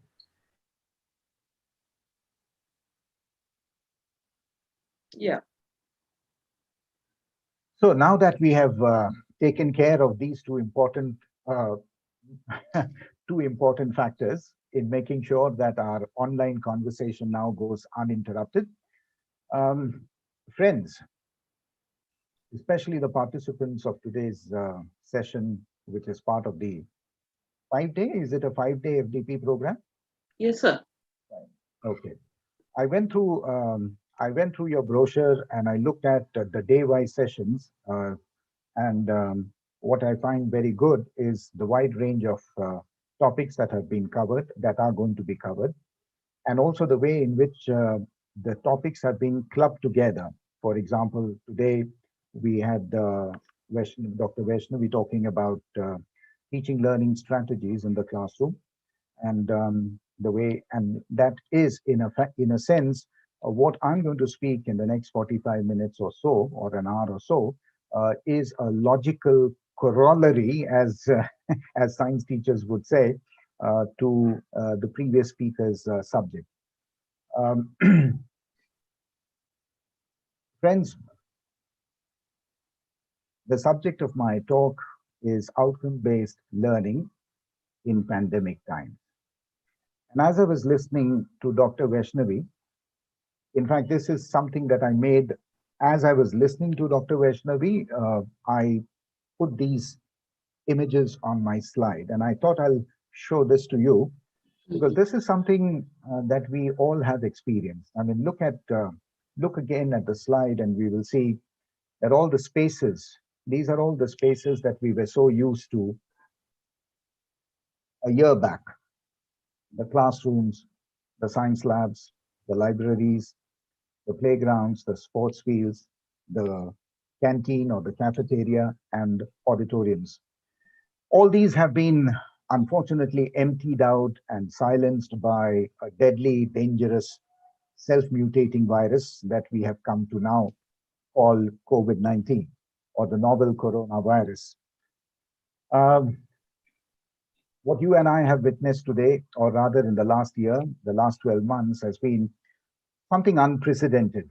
The COVID-19 virus has created massive disruptions in the landscape of higher education, both globally as well as in India.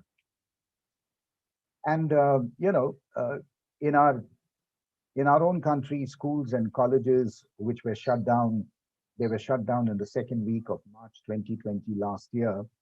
Now it is March 2021, and we still are debating whether to reopen, whether we should be allowing our students to come back to our campuses, Also, I think the debate has become even more fierce and intense because the city of Nagpur, our own city, as well as the entire state of Maharashtra, is witnessing another spike in the number of cases. And also, we are in the grips of what is being called the second wave of the COVID pandemic.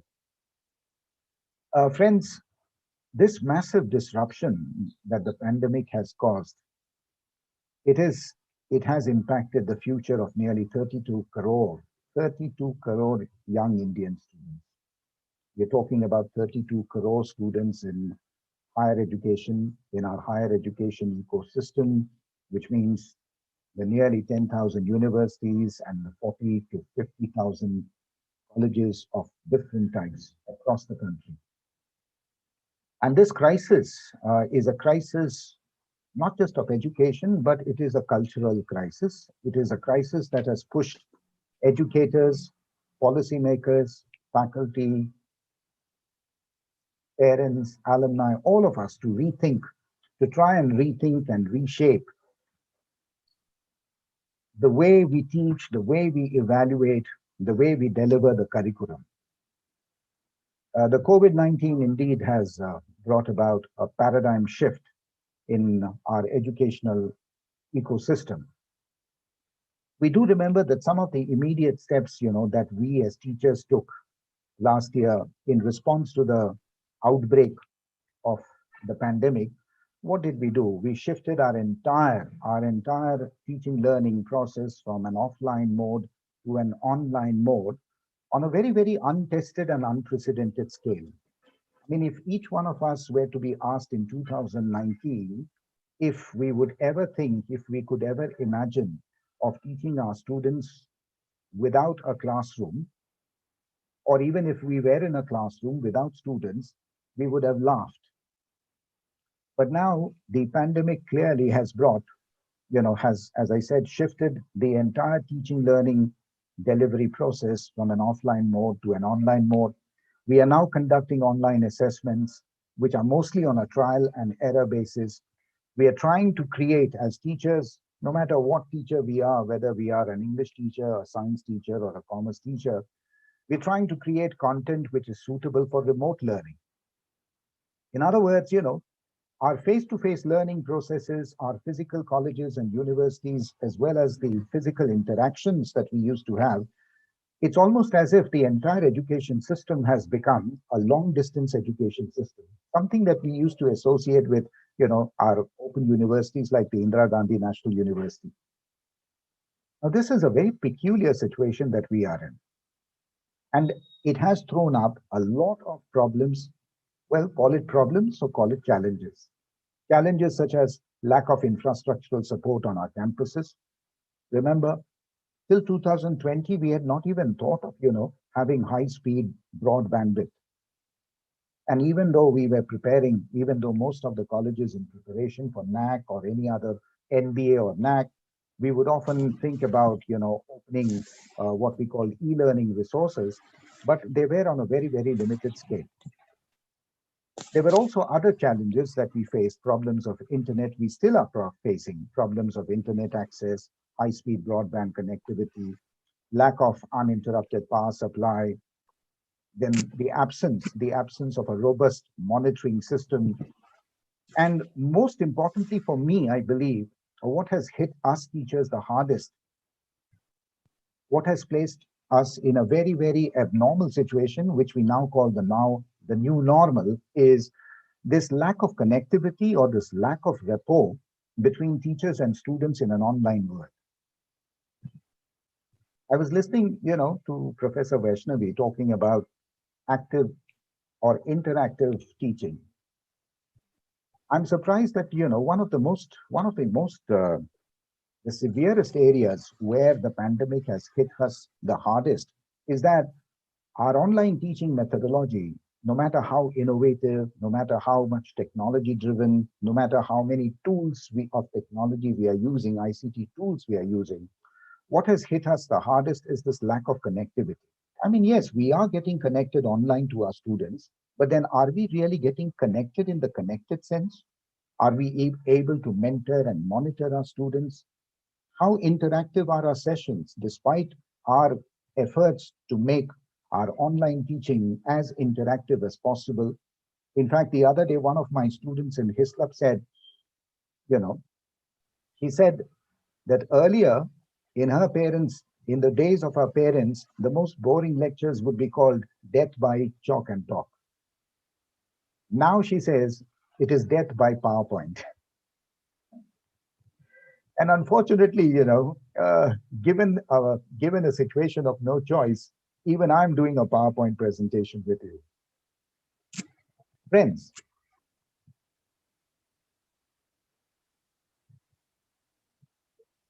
if, as I said, the COVID-19 has disrupted our entire education landscape, well, not everything has been negative. Well, one immediate effect of the COVID-19 crisis has been that it has forced us to fast track the shift from education 2.0 to education 3.0. And this transition, or this way forward from education 2.0 to education 3.0, has been at an incredible speed. Almost in 12 months, we have we have moved ahead from education 2.0 to education 3.0. What is the fundamental distinction between 2.0 and 3.0? Well, education 2.0 was, when we talked about ICT, we used to call it ICT enabled teaching. Education 3.0, on the other hand, is all ICT. It is an umbrella term that is being increasingly used by educationists to describe the seamless integration of technology with learning. I mean, education 3.0 means a blend of neuroscience, cognitive psychology, and education technology. And therefore, it is driven by the extensive use of web-based digital and mobile technology, such as today, what we are doing today, including the use of apps, hardware, and software in our teaching learning experience. Well, you could say that education 3.0 really means anything with an E in front of it. Anything with an E in front of it. So you could say that education 3.0 is e-education, that teachers who deliver the curriculum in education 3.0 are e-teachers or e-practitioners or e-facilitators, and our students or learners are e-learners or e-students. Well, there are three major shifts when we talk about education moving from 2.0 to 3.0 version. There are, first of all, three important shifts. One is that there is the increasing use of technology, which we are all handling, which we are all learning and upskilling ourselves. You know, apps and platforms have now facilitated live streaming of instruction from a single point of delivery to an extraordinary number of learners, previously thought unimaginable. Look at the way, for example, we are connected through Zoom platform, how nearly 60 participants are connected with the facilitator, with today's facilitator and today's organizers. So education 3.0 has moved in the mode of delivery of instruction from a single point of delivery to an extraordinary number of learners. Think about our classes. I don't know what your experience has been, but last year in the months, when we began the academic session 2021 entirely on a digital platform, well, the attendance was almost 100%, which is which may not be surprising in your college, but in Hislop, many of my students, especially commerce students, I call them outstanding students because most of the time they would stand outside the classroom or not be available on campus. But I was pleasantly surprised in the months of September, October, when we had started, when we had shifted our entire classroom delivery online. I was so pleasantly surprised that in the classroom, in the commerce classes, and that to English, I mean, I almost had 70% attendance. But then, of course, when the pandemic became a long-drawn affair and we realized that we are not going to come back to our classroom teaching very soon, well, what has set in, and I'm sure this is, you and I all have experienced this, is what I call digital fatigue. digital exhaustion. Death by PowerPoint is also accompanied by digital fatigue or digital exhaustion, and we all are undergoing a lot of digital stress. People talk about, and I'll come to that a little later, about student learning outcomes. But one thing that is for sure, and I want to make a point here, is that the teaching community has been exceptionally adaptive. Think how quickly in about a year's time, we not only upgraded our skills, not only did we embrace technology, but how quickly we shifted the entire content delivery or curriculum delivery from an offline to an online mode, with very little support actually from our institutions, or for that matter from the government. The second change, the second major shift that the pandemic has brought, is the increasing use of online tools. Yes, we had Swam, yes, we had Diksha, yes, we had the UGC e-Pathshala platforms earlier. But now, increasingly, many of the good institutions have now not only created e-content, but made themselves available as e-repository on their home pages. So this phenomena of, education 3.0 makes available learning to our students anywhere, anytime. That is the mode that we have that has changed. The third change is that the pandemic has brought is, that it has made technology drive our pedagogy. It is technology that is driving our pedagogy and not the other way around, at least for the time being.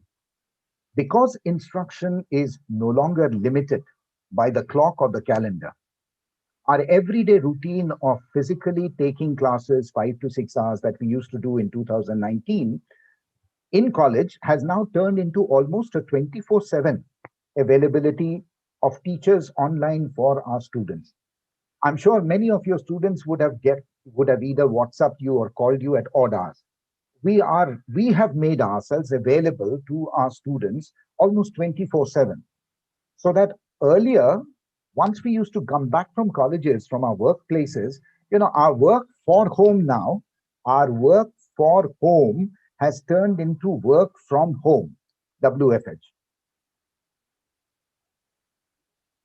And if doctors and nurses have been exemplary as COVID warriors, we call them COVID warriors, in fighting the virus, I believe that we teachers also have been COVID torchbearers.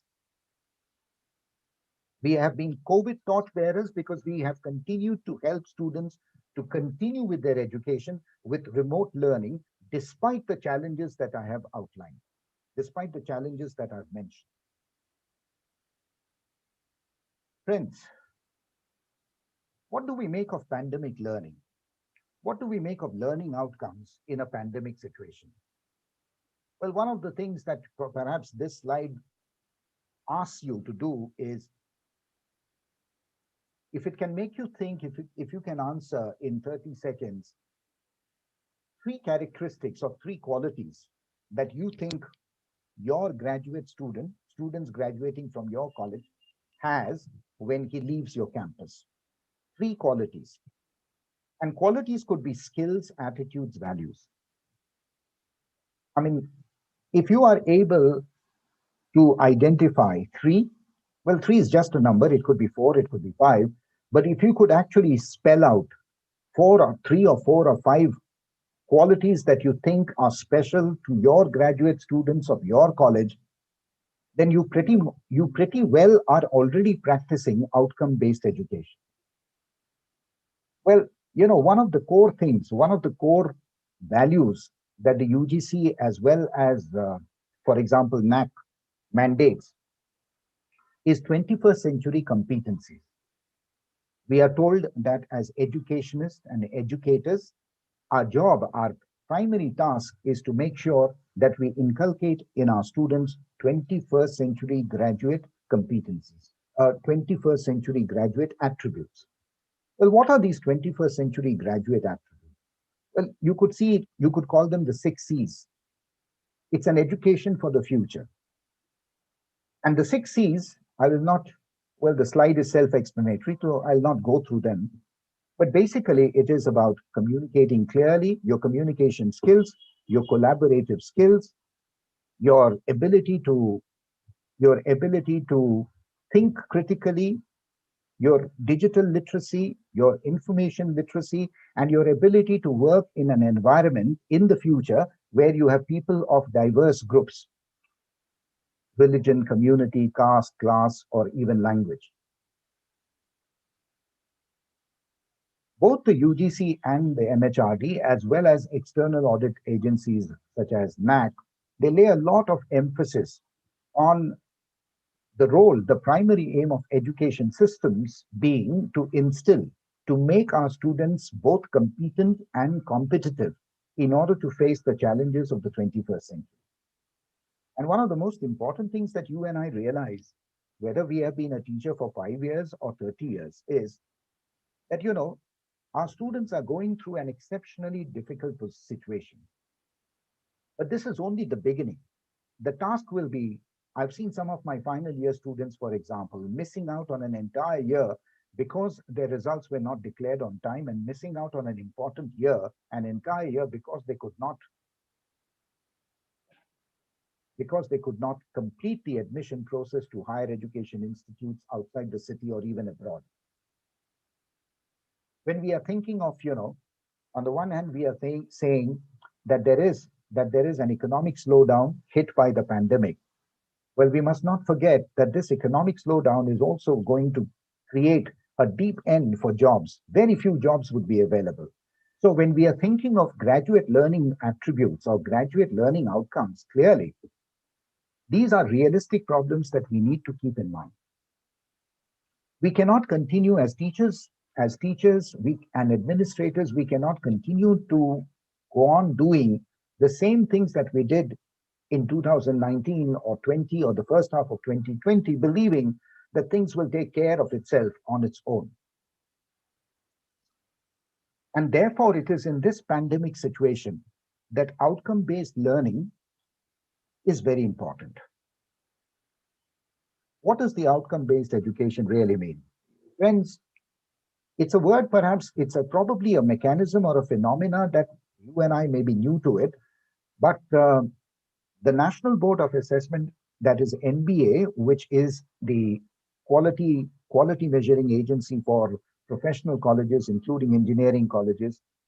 Well, it was way back in the 1990s that they came out with an OBE, that is an outcome-based education. Outcome-based education is not something new in India. Like I said, it has already been implemented and followed up by professional colleges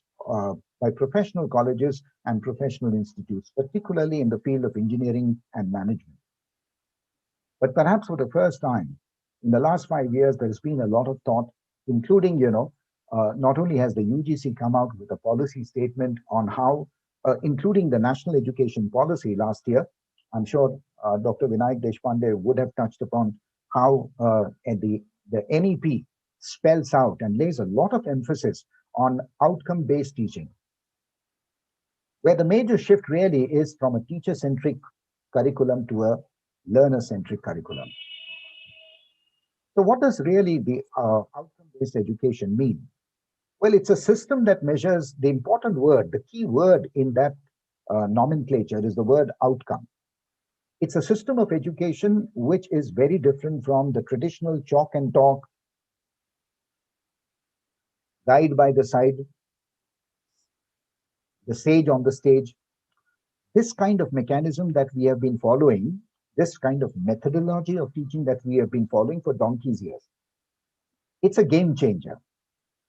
It is a game changer because it's a system that measures outcomes rather than inputs. By inputs, I mean, traditional education systems, inputs in traditional education systems are, for example, our physical facilities, the buildings, the classrooms, the laboratories, the libraries, etc., etc. Whereas OBE framework emphasizes on outcome-driven education. It is also commonly referred to as a designing back curriculum, Because curriculum planning starts first with the identification and determination of learning outcomes. Now, what are learning outcomes? I said the most important word in outcome-based education is outcome. So what are really learning outcomes? Well, learning outcomes are simply what students are capable of doing upon completion of a program or a course. Learning outcomes, therefore, are often abbreviated as program outcomes, that is POs, program specific outcomes, PSOs, course outcomes, and course specific outcomes. Those of us who are in the habit of reading up UGC policies, even the National Education Policy, for example, the language that it uses in order to assess the quality of higher education is in terms of program outcomes and course outcomes. If you go back, if you look into the glossary, the back pages of the NAC manual, the NAC guideline, the revised the RAF, you will find in the glossary there are definitions of these words, program outcomes and course outcomes. Learning outcomes really are, what learners are expected to know and can demonstrate in order to achieve the curricular expectations and by following the teaching learning process. Remember that if you look at this framework, if you look at this slide, the framework that is given, you would notice one thing, that each and every part of the education ecosystem, all the stakeholders, right from parents and industry and alumni on your extreme left of the slide, to course outcomes in terms of assessment, all of them are interconnected or interdependent on each other. In fact, what is even more remarkable about this OBE framework is the way in which your student learning outcomes. Remember, I asked you what will be your what will be the graduate attributes, the 3 graduate attributes of students of your college. Well, that's actually connected to the vision and mission of your college. Friends, vision and mission statements that we have in our colleges are not just for NAC.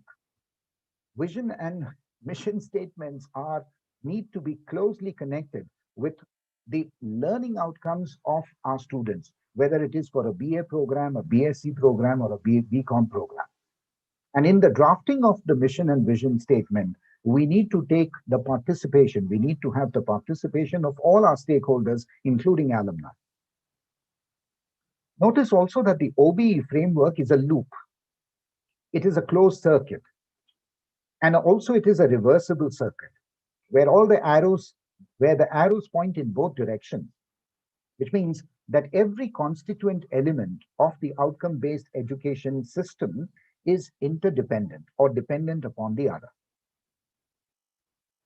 Basically, if you ask me what really, in simple words, what is outcome-based education?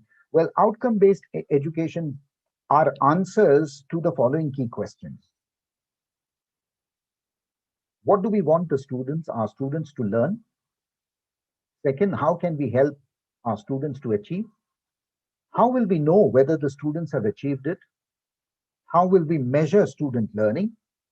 And how do we make the process of curriculum delivery one of continuous qualitative improvement? But it's all right to speak of this in abstract terms. It's all right, nice. I put it nicely on the slide. But what is our experience? What is our ground reality? Well, the UGC, if you go onto the UGC site, for every program, BA, BSc, BCom, BCCA, BBA, whichever program you are teaching or your college offers to our students, they have given us a draft guideline where they have spelled out, where the experts of UGC have spelled out program learning outcomes. For example, for our BA students under the CBCS program or the CBCS mode, these are the 5 program learning outcomes that you will find UGC has given us. Similarly, now the point therefore is, The point, therefore, is that UGC similarly would have given you, you will find on the UGC website, learning outcomes, program learning outcomes of BSc, BCom, even of postgraduate programs, such as MA, MSc, MCom. Now, the point really is that both the National Education Policy, remember, and the UGC policy of higher education, all of these policies were framed before the pandemic, before March 2020. Even the National Education Policy was declared and it was tabled. It came into the public space much before March 2020. The challenge really for us teachers, as well as policymakers, is that can the same ideas, the same systems, the same strategies,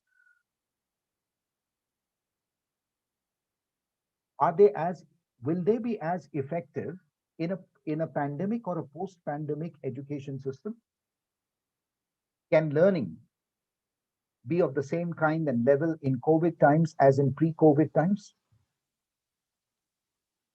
Look at, for example, what we are doing with our students. Well, Professor Vaishnavi was telling us that, how 60% of the course needs to be covered by the teacher through direct instruction method, and the remaining 40% through various interactive roles, such as role play, such as projects, such as case studies, etc. In a normal education scenario, in a pre-COVID scenario, these were things that most of us were doing. But now when the entire teaching learning for our students has shifted online, how much of these many interactive methods of learning is possible? They may be possible to a certain extent, but not entirely. Some of the best universities across the world, including Ivy League, including top universities such as Stanford, Harvard, and in our own countries like the IITs, have reported, they have conducted a survey on the impact of COVID on teaching learning of their graduates. You know what the survey finds?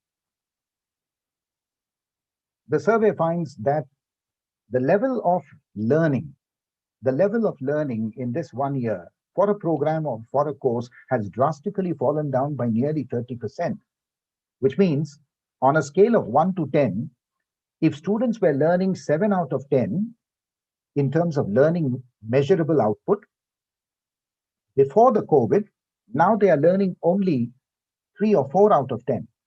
And that's a real worrying thing for us. I told you about digital exhaustion or digital fatigue.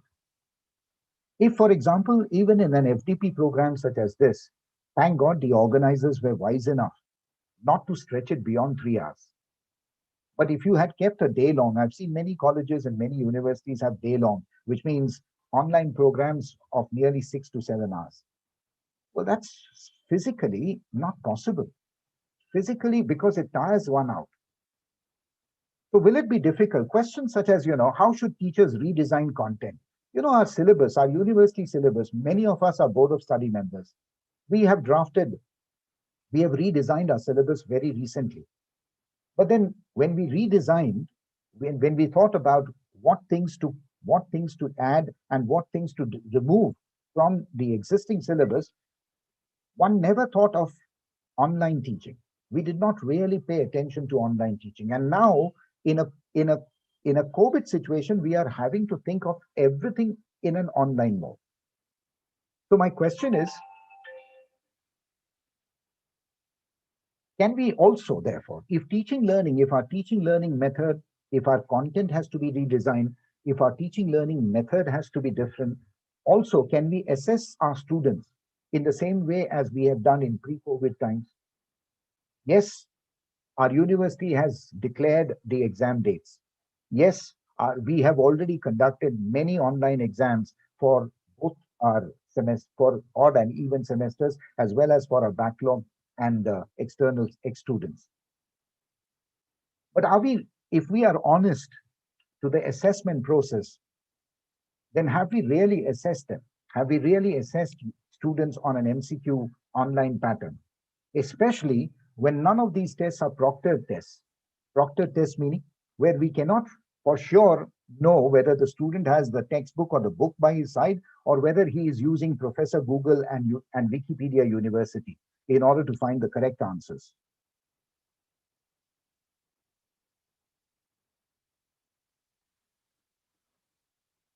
What are, I mean, we often think of learning, learning outcomes and learning objectives interchangeably as if they are the same. But I want to point out a fundamental difference between learning objective and learning outcome. Take, for example, my session today for your FDP. What is the learning objective?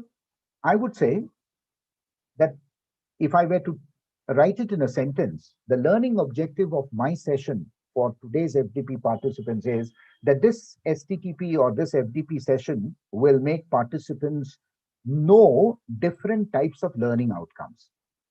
Different types of learning. Know different types of learning outcomes.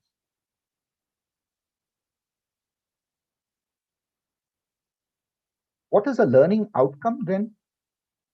Look at the first example. The learning outcome should be that the learner, that is you participants, will be able to write at least 3 learning outcomes for your course or your program that you teach at the end of this session. What is the difference between know and write?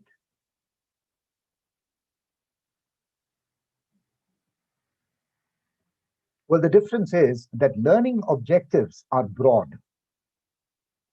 Learning objectives are broad. They generally use, if you were to write down learning objectives, they generally use verbs, V-E-R-B-S, verbs, such as learn and understand, get to know, or introduce. Which means the minute I say that the learning objective of this FDP session is to make the participants know what are learning outcomes, can it be measured? Can it be observed? No, it can't be. But if I say that the learning outcome of this session should be that each and every participant of this FDP will be able to write 3 or 5 or 7 learning outcomes of the program or the course that he or she teaches. Is that observable? Is that measurable? Yes, it is both observable, it is and measurable. So, friends, the chief distinction between learning objectives and learning outcomes are that learning objectives are from teacher's perspective, learning outcomes are from participant or learner's objective. Learning objectives are general, vague, non-measurable, whereas learning outcomes are specific.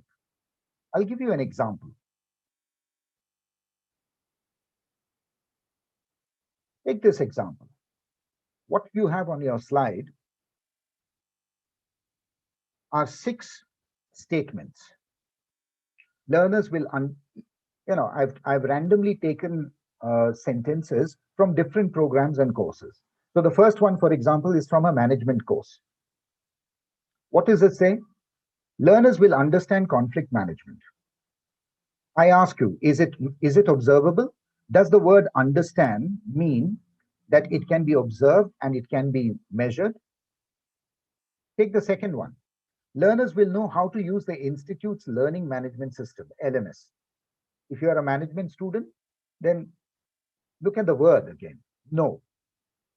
If you're a marketing student, if an MBA student, you say, can the learning outcome be, learners will appreciate how to use marketing data, so on and so forth.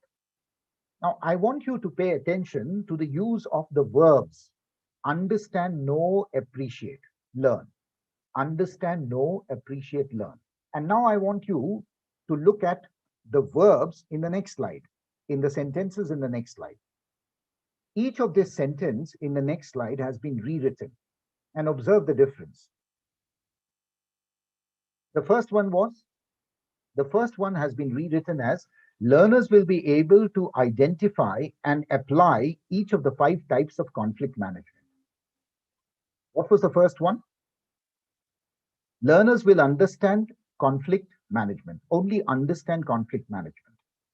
How have we turned this into a specific outcome, learning outcome? By writing it down as that learners will not only identify, but they will apply each one of the 5 types of conflict management. What does this really mean?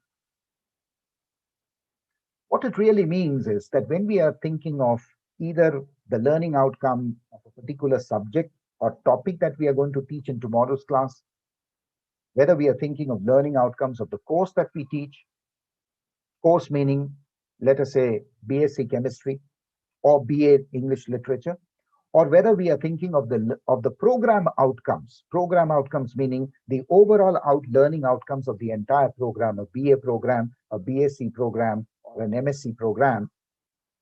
All of these, when we define learning outcomes, then it means that they should be according to Bloom's taxonomy. By that I mean that the best we need to spell out, we need to decide what our students are going to achieve at the end of one classroom, one course, completion of one course or completion of a program, depending upon what skills should our students achieve and be able to demonstrate. For example, in Bloom's taxonomy, those of us who have done our B.Ed would know that Bloom's taxonomy again is a matrix which helps us to evaluate and assess and measure different order of skills. So the lower order of skills is remembering, understanding. Are we going to test most of the traditional exam, the paper and pen exams that we have been holding, even the online exam right now on an MCQ pattern, are merely a test of remembering, rote learning. Our university exams, unfortunately, are a test only of our students' memory. But what about the higher order skills? Analyzing, evaluating, creating. What about these skills? Friends, these are the skills that the industry demands of our graduates. These are the skills that as teachers, we need to incorporate, we need to teach and train our students. Only then can they upgrade, only then can they become competitive and competent to enter into the employment sector. And this has become even more imperative. It has become even more important in a COVID situation such as this. It is unfortunate that some of the colleges and some of the universities, and I don't mean here, have actually, stamped the degrees of students of last year as COVID graduates. The fault is not with the students. The fault is not entirely with any other, not even with the system. We were not prepared. But we must, as I said, we must realign our entire teaching learning process, keeping in mind that what we have been doing for the past 30 years in our classrooms now can no longer be done for today's students in an online classroom, in a virtual classroom, because the needs and expectations of the industry, of the market, as well as education itself has changed. So when we think of learning outcomes, we need to go back to our college manuals. We need to go back to our AQARs, for example, or even our college policy documents, where we need to redefine what we want our students to achieve at the end of a program or a course. So the difference that I showed you between a learning objective and a learning outcome, friends, is that when you're writing down, if I were in a workshop, if I were to hold a workshop, well, I would actually sit with the participants and show them how to write their own course outcomes or program outcomes in maybe 15 minutes. The important thing is that when you are writing your learning outcomes for your course or your program, make sure that you keep one action word. Instead of using know, understand, words like know and understand, use words like apply, evaluate, demonstrate, because these words suggest higher order skills of learning according to Bloom's taxonomy. what we call HOTS. Use only one verb. Use only one verb per learning program. For example, take a look at the third one or the fourth one. In each of these sentences, there is only one word, one verb which is in bold: interpret, employ, use, operate, etc. So make sure that your learning outcome statements have only one verb. So I'm going to keep it simple as I end my talk. It was on education learning outcomes. It was on which we said can be distinguished by three. One is your graduate learning outcomes, which means what should the graduate of your college, of your university should have. Then there are program outcomes, a BA, BSc, BCom program outcomes, which are again generic, and then your course specific outcomes. Learning to define and state the learning outcomes is very important because it helps us to improve the teaching learning process, and it also helps us to design our evaluation and assessment techniques of our student performance in whether it is in the annual pattern of exam or the summative. So a well-written learning outcome, friends, involves the following parts. One, it should have an action verb. It must have a subject, that is the content. It must specify level of achievement, and it must have a condition of performance. As I come to the last part of my talk, it's very important in all engineering and management institutions now, where, and I've done several workshops in these institutions, they do something which is called curriculum mapping. In fact, the NBA makes it mandatory for all engineering and management institutions to map the entire syllabus as per this matrix, where, for example, where courses are arranged, courses in a program are arranged on the horizontal axis. So course 1, course 2, course 3, and then the learning outcomes are arranged on the y-axis as LO1, LO2, LO3, and it can be several. In fact, the NBA in its guidelines spells out 25 possible learning outcomes, 25. So LO1 to LO25. But then all courses, the learning from all courses will not be the same. There will be differential learning. There will be differential outcomes. So for example, as shown in the slide, course 1, for example, course 1 and course 2 could be anything depending upon the subject that you teach, will have learning outcomes LO1. For example, if I'm thinking of English literature or compulsory English, then my course outcome 1 and 2 perhaps will be writing skills and reading skills. If I'm a political science teacher or a teacher of sociology, then maybe my course outcome will be, course 3, which means what? Values.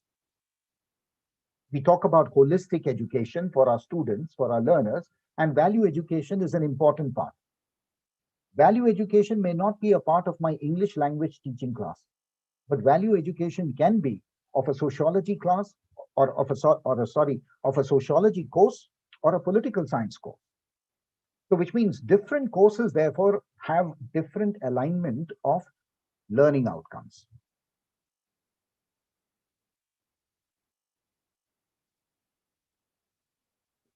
If our learning outcomes therefore have to be changed, have to be redefined in pandemic times, then our assessment processes also have to be changed. And I'm going to be very straightforward with you. Currently, the university is asking us to make what? MCQs online. My question again is that most teachers have, we tend to think that we already are trained and skilled enough to make MCQ questions. No, not really. If you look, for example, at any all India competitive entrance exam, such as the combined aptitude test of, which is the gateway to the IIMs, the Indian Institute of Management, or take, for example, the TOEFL test of English as a foreign language. They have question paper setters who undergo training for at least a month to know the difference between an MCQ with only 4 options and an MCQ where each of these options test not just the memory, not memory of the student, but critical reasoning. If you ask me, am I trained? Well, I don't think I'm not comfortable making MCQs with 4 options because I don't really know how to frame options that will test the analytical power of reasoning of my students. So honestly, the current MCQ online assessment pattern does not test the learning outcomes of our students. So we have to go back to the drawing board. We have to have training sessions. Our authorities have to come into play and train the teachers to make MCQs, because we have never done MCQ questions. We have never framed MCQ questions. Anything that is new has to have proper training. There must be a system in place. An MCQ question, designing an MCQ question is not just a fill in the blank question with 5 options or 4 options. It shouldn't be a test only of memory.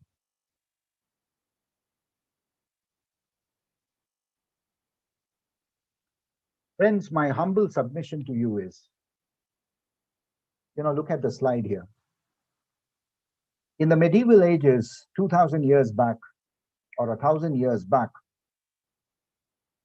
there were philosophers who were called alchemists. Alchemists were people who were believed to have the special ability to turn base metals such as mercury into gold. For we teachers, our students are base metals. And we are alchemists. We have the power or the magic to transform a student with a raw potential into a student who has a gold standard quality. So if we are to perform our duties and responsibilities as alchemists, teachers as alchemists, then I think the way forward is that even in COVID times, we must continue to ensure quality on online teaching, learning, and assessment procedures. Technology, I have always believed, can only be an accessory. It can only be an aid. But high-tech can never be a substitute for a teacher. Why? Because only a teacher gives something that no technology can give, and that is high touch.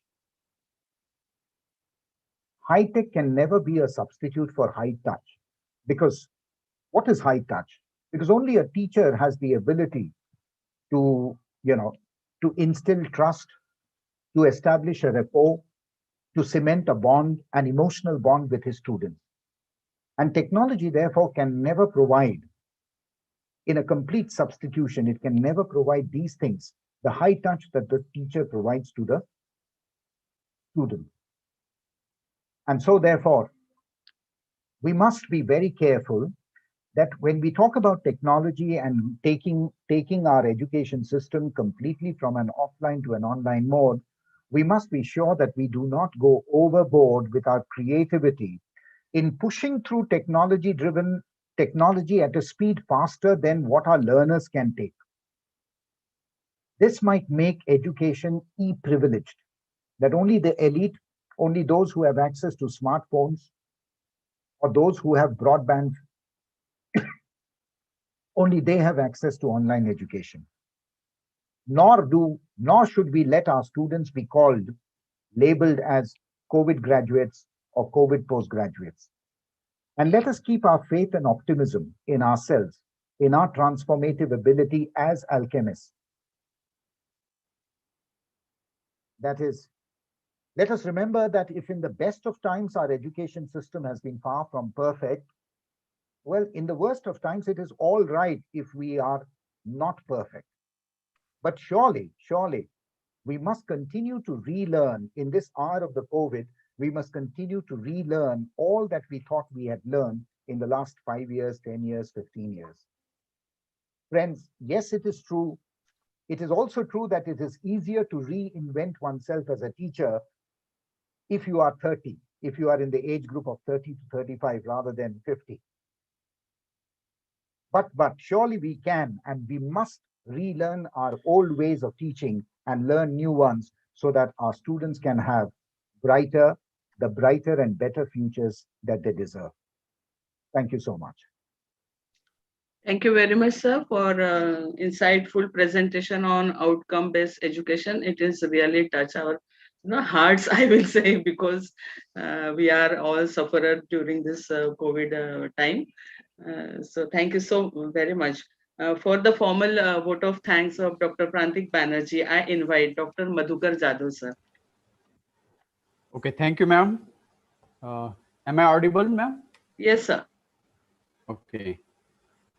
Honorable facilitator or guest speaker of this session, honorable principals, coordinators of FDP, and IQAC coordinators of both the organizing colleges, and my dear fellow participants. Good afternoon to one and all. I am Dr. M.F. Jadhav, Head Department of Zoology, SN College, Tumsar. It is a great honor and privilege for me to be called upon to propose a vote of thanks. At the outset, I, on behalf of the organizing colleges, extend a very hearty vote of thanks to Dr. Prantik Banerjee, speaker of the session, for his wonderful talk on outcome-based learning in pandemic times. Thank you so much, sir, for guiding and sparing your with us today. I would like to thank to the principals of the college, Dr. Vandana Bhadgikar ma'am and Dr. Chetan Kumar Masram sir, for their unstinted support and guidance. Their able guidance has always been a source of inspiration for organizing such programs. I am very much thankful to women behind this mega event, the coordinators of this FDP, Dr. Sampada Nase ma'am and Dr. Bharti Katekha ma'am, for their efforts in conducting FDP. Without your contribution, this program might not have been possible. Thank you so much for that. I also extend my thanks to both IQAC coordinator, Dr. Anil Dodekar and Dr. Radhesham Dipte sir, for their enormous cooperation in organizing this event. And finally, but not least, a very big thanks to all my dear fellow participants for your kind presence. Once again, we thank you all for being with us on this occasion. Thank you, ma'am. Over to you, ma'am. Thank you, sir. Thank you, Dr. Prantik Banerjee. See you again on some more lectures from you. Thank you, sir. Thank you so much. Thank you, thank you, sir. Thank you. So, dear participants, we are on the now last stage of this program. Today we have two presentations. So first I invite Dr. Radhesham Dipte sir and Madhukar Jadhav sir for the presentation. We have 7 minutes only for the presentation. You have to wind up in 7 minutes. After that, we have presentation of Dr. Sheetal Rathod. Okay. We have only two presentations. First is Dr. Radhesham Dipte sir and second is Dr. Sheetal Rathod. I request Dr. Radhesham Dipte sir to share the screen. Yes, ma'am. Am I audible, madam? Yes, yes, sir. Okay, I'll start. Yeah. At the outset, I must express my thanks to the organizers for providing me opportunity to present our views. See, innovations and employability, that is the paper we submitted for this FDP. Now, innovation in the current scenario, in the curriculum, the curriculum should be designed in such a way that it should give scope for innovations, as well as it must provide opportunity for employability. This paper was contributed by myself, Radhesham Dipte, Dr. Radhesham Dipte, HOD English, and Dr. Madhukar Rao Jadhav, HOD Zoology from SN Moore College.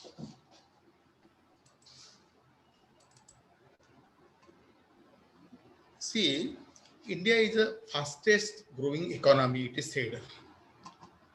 However, as Dr. Abdul Kalam sir, late president, has said, has envisioned that India should become superpower in near future.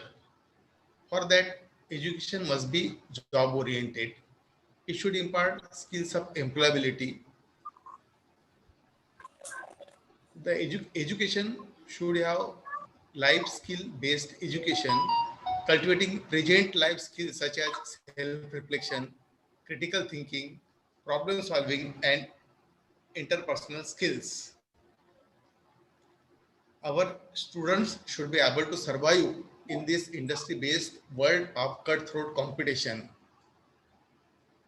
The present paper establishes associations between innovative ways and employability and offers suggestions for taking India to the economically leading global standing in the world. The part of introduction of my paper is, I once again argue that India is fastest growing economy. However, a few jobs are created. Means economy is growing. It is the fastest growing economy, but few jobs are created. Means the objective is not realized in the form of creation of the jobs. The scene is deplorable as far as creation of getting right kind of job. Means we have many professionally equipped youth, but they are not getting right kind of job. Means the job they desire, the job they are proper for. I give a data here. The World Economy Forum's Future of Jobs report 2018 tells us that by 2022, 75 million jobs will be lost to automation, but 133 million jobs will emerge as a technology advances. Means the scenario is not pessimistic. The jobs will be lost. The routine job will be lost, but it will take place. Means the new jobs, new nature of jobs, new kinds of jobs will emerge.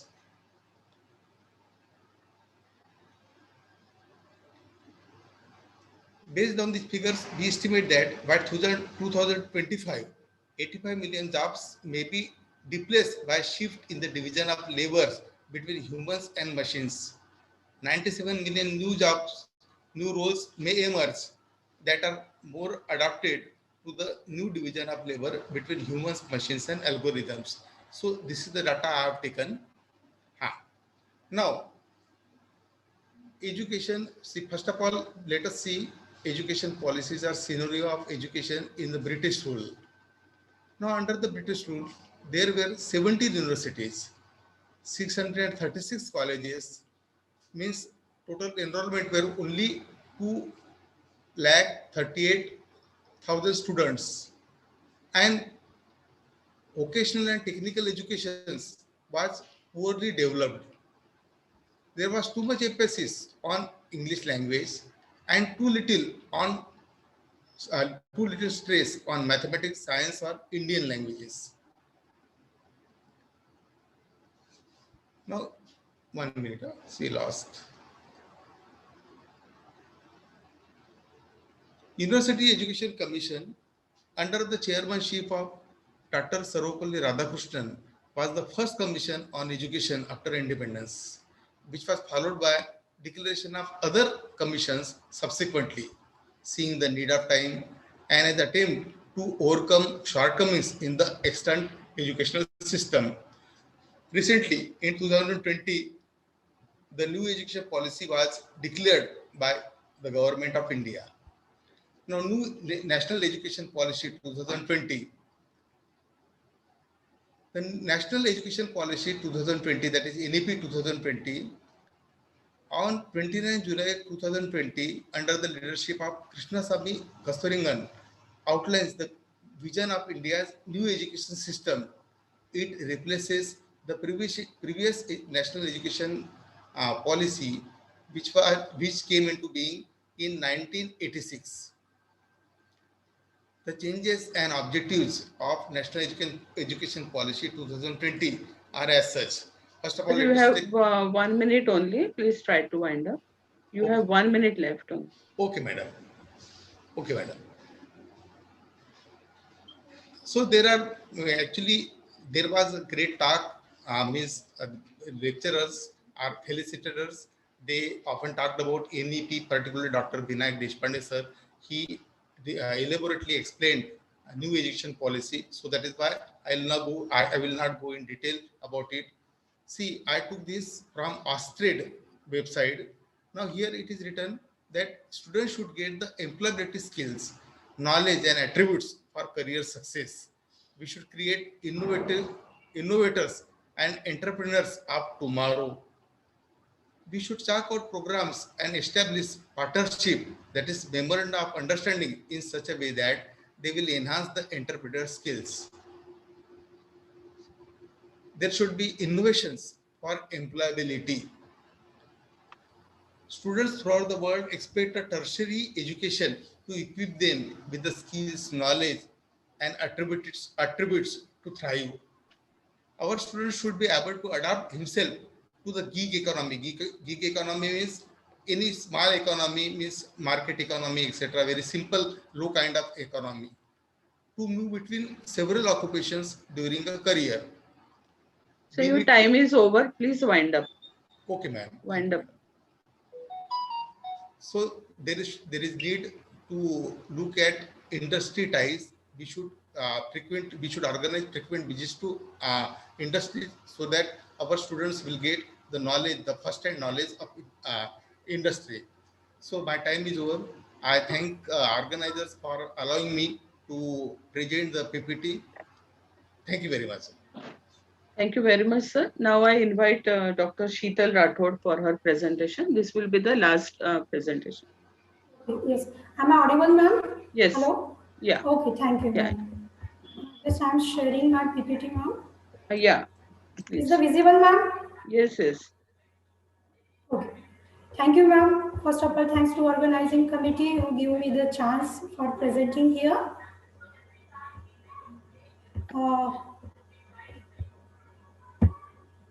Okay. Welcome to all of you.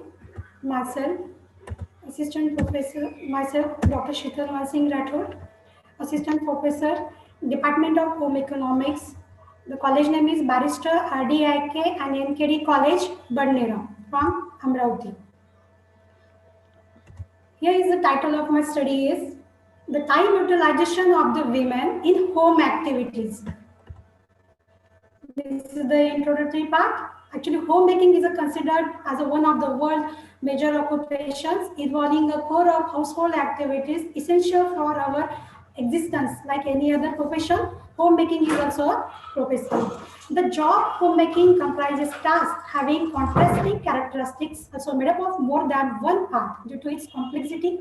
Homemaker is a person who plans, organizes a complicated facilitated schedule to meet all the needs of the members of the family. One has to do most with the administration of the entire household. How do women spend their time in home activities? When they're doing the home activities, that time how they spend their time. The objectives of my research is to study the personal characteristics of women from rural and urban areas. Next one is to investigate the time utilization pattern of women in various home activities. Here is the sampling design methodology of my research is actually in Maharashtra state. I have calculated this. I have selected the 600 samples. From these samples, I have selected the two regions, that is Marathwada regions and Vidarbha region. From the Marathwada region, I have selected the Parbhani district, and from the Vidarbha region, I have selected the Yavatmal districts. From Parbhani districts, the urban and rural areas I have selected. From urban areas, Parbhani is selected, and rural areas, Pokharni and Detna is selected. In the Vidarbha region, Yavatmal district is selected. For these 300 samples, I have collected the data. From Yavatmal, urban and rural areas I have selected. From urban, Pusad areas I have selected. And from rural areas, I have selected the Bori and Gunj. And for this study, I have used the personal interview method for collection of data. The result analysis. Here is we can see that the general profile of the respondents. For the general profile of the respondent, I have categories for the age, that is 18 to 13 years, 31 to 45 years, that is middle age, and 46 to 60 years, that is third. From these age categories, the most of the respondents, that is 46.83 respondents, coming from the 31 to 45 categories, that is middle age categories. Next is for education. For this, I have selected I have categorized for education, that is illiterate, school level, junior college diploma, graduate level, and postgraduate level. For my study, majority of the respondent is 39.83 from the school level. Next is the occupation. For showing the respondent occupation, I have collected the data as a farm laborers, farming, service, business, labor, and household. These are the categories of occupations. From that, 50% data is the household and 50% data is from job oriented, like the farm laborers, farming, service. In service, I have to select the like teachers, professors, advocate. In business, I have collected the data like grocery shop, means entrepreneur women. In occupation, 50% household and 50% working women. Structure of family. Here is the structure of family. We can see that there is, I have selected the nuclear, joint and extended families. From my data, majority of the respondents have from joint families, and that is the 53.5%. And for nuclear families, that is 40.83% nuclear, and very negligible percent, that is 0.66%, that is come from the extended family. Family size of my respondents, that is I have categorized, it's up to 4 members, whether it's from 5 to 8 members, that is medium size, and 8 members, that is the large members. And from my studies, here we can see that for the graphs, 49% of the respondent from medium level, that is 5 to 8 members, and very negligible percent is that the 11.05% is from large family members. Here is the general profile of the respondents, that is media ownership. I have categorized this also for newspaper, magazines, whether they use the radio transmitter, whether they use the television. You have 1 minute only. Please try to end. Yes, ma'am. Yes, ma'am. Conclusion come to. Okay, ma'am. Landline, mobile, and computer laptops. So from this data, my majority of the respondents use the landline and mobile, that is telephones and mobile. Next, these are the time utilization of the respondent in home activities. I have, here is the activities, that is food preparation, cleaning and cutting vegetables, actual preparation of curry, serving food, clothing, washing, mopping floor, fetching water. These are the activities, and for that activities, how much time spent by the women. Here is, you can see time utilized in minutes. I have calculated in mean and standard deviation. For example, majority of the respondent from my study is coming for child care, that is 81.55%, and very negligible time they spend for the sending to school, then purchasing, that is vegetable purchasing, grain purchasing, grocery purchasing, utensil purchasing, medicine purchasing, ornament purchasing. They spend very less time in my study. Conclusion of the study, almost a similar, very few time of child sending to school, sending to tuition, utensil purchasing, cloth purchasing, in which the respondents spend very less time, that is nearby 3.87 minutes. And here from my study, we can say that it was seen that the nowadays women are conscious about their health, so they will prefer to time-consuming home state technology in their daily work, like refrigerator, washing machine, mixer, oven, grinder. For that, they can consume their time for using this home state technology. This is my references. Thank you very much, Sheetal. And thank you, ma'am. Participants, if they can want to ask some question with Dr. Radhesham Dipte and with Dr. Sheetal Rathod, they can ask them. शीतल मॅडमला माझा एक छोटासा प्रश्न होता madam, त्यांनी जी sample size निवडली, ते sample size निवडली तेव्हा कोणत्या सायंटिफिक कोणती रिसर्च वापरले sample size random sampling method मध्ये कॅल्क्युलेशन केलेलं आहे सर. रँडम आणि specially lottery method, which means ज्या एरियाज मध्ये जास्त rural, for example rural areas मध्ये majority of the women working and non working दोन्ही असतील, त्याच एरिया मी सिलेक्ट केलेला त्याच्यामध्ये. तो मैडम जो सैंपल साइज चुना है आपने 600 का पहले, वो किस बेस पे चुना है? आपने ऊपर में जो स्लाइड दिखा है उसमें 600 दिए, फिर उसका वाइपरगेशन किया, तो कौन से बेस पे किया और पर्टिकुलर वही एरिया क्यों चुना उसने? Sir, because it's convenient to me and convenient sampling you have selected. Yes. Madam ने तो लॉटरी मेथड, आपने लॉटरी मेथड यूज किया तो फिर या convenient actually when I sir convenient method किया पहले, आफ्टर दैट जब मैं वहां पे सर्वे करने गई, that time I used the lottery. चलो, okay, thank you Sheetal. Anything more about? So with today we will now this is the last session of presentation. So we will leave this. Sorry, I'm sorry. Now we will on the last stage of this program. So I thank you all the participants for their active participation in both the sessions. And if any more people they want to do their presentation, they can contact in a group. We will communicate in WhatsApp group. So thank you very much. And now I will take your leave, and we will see you tomorrow at the same time.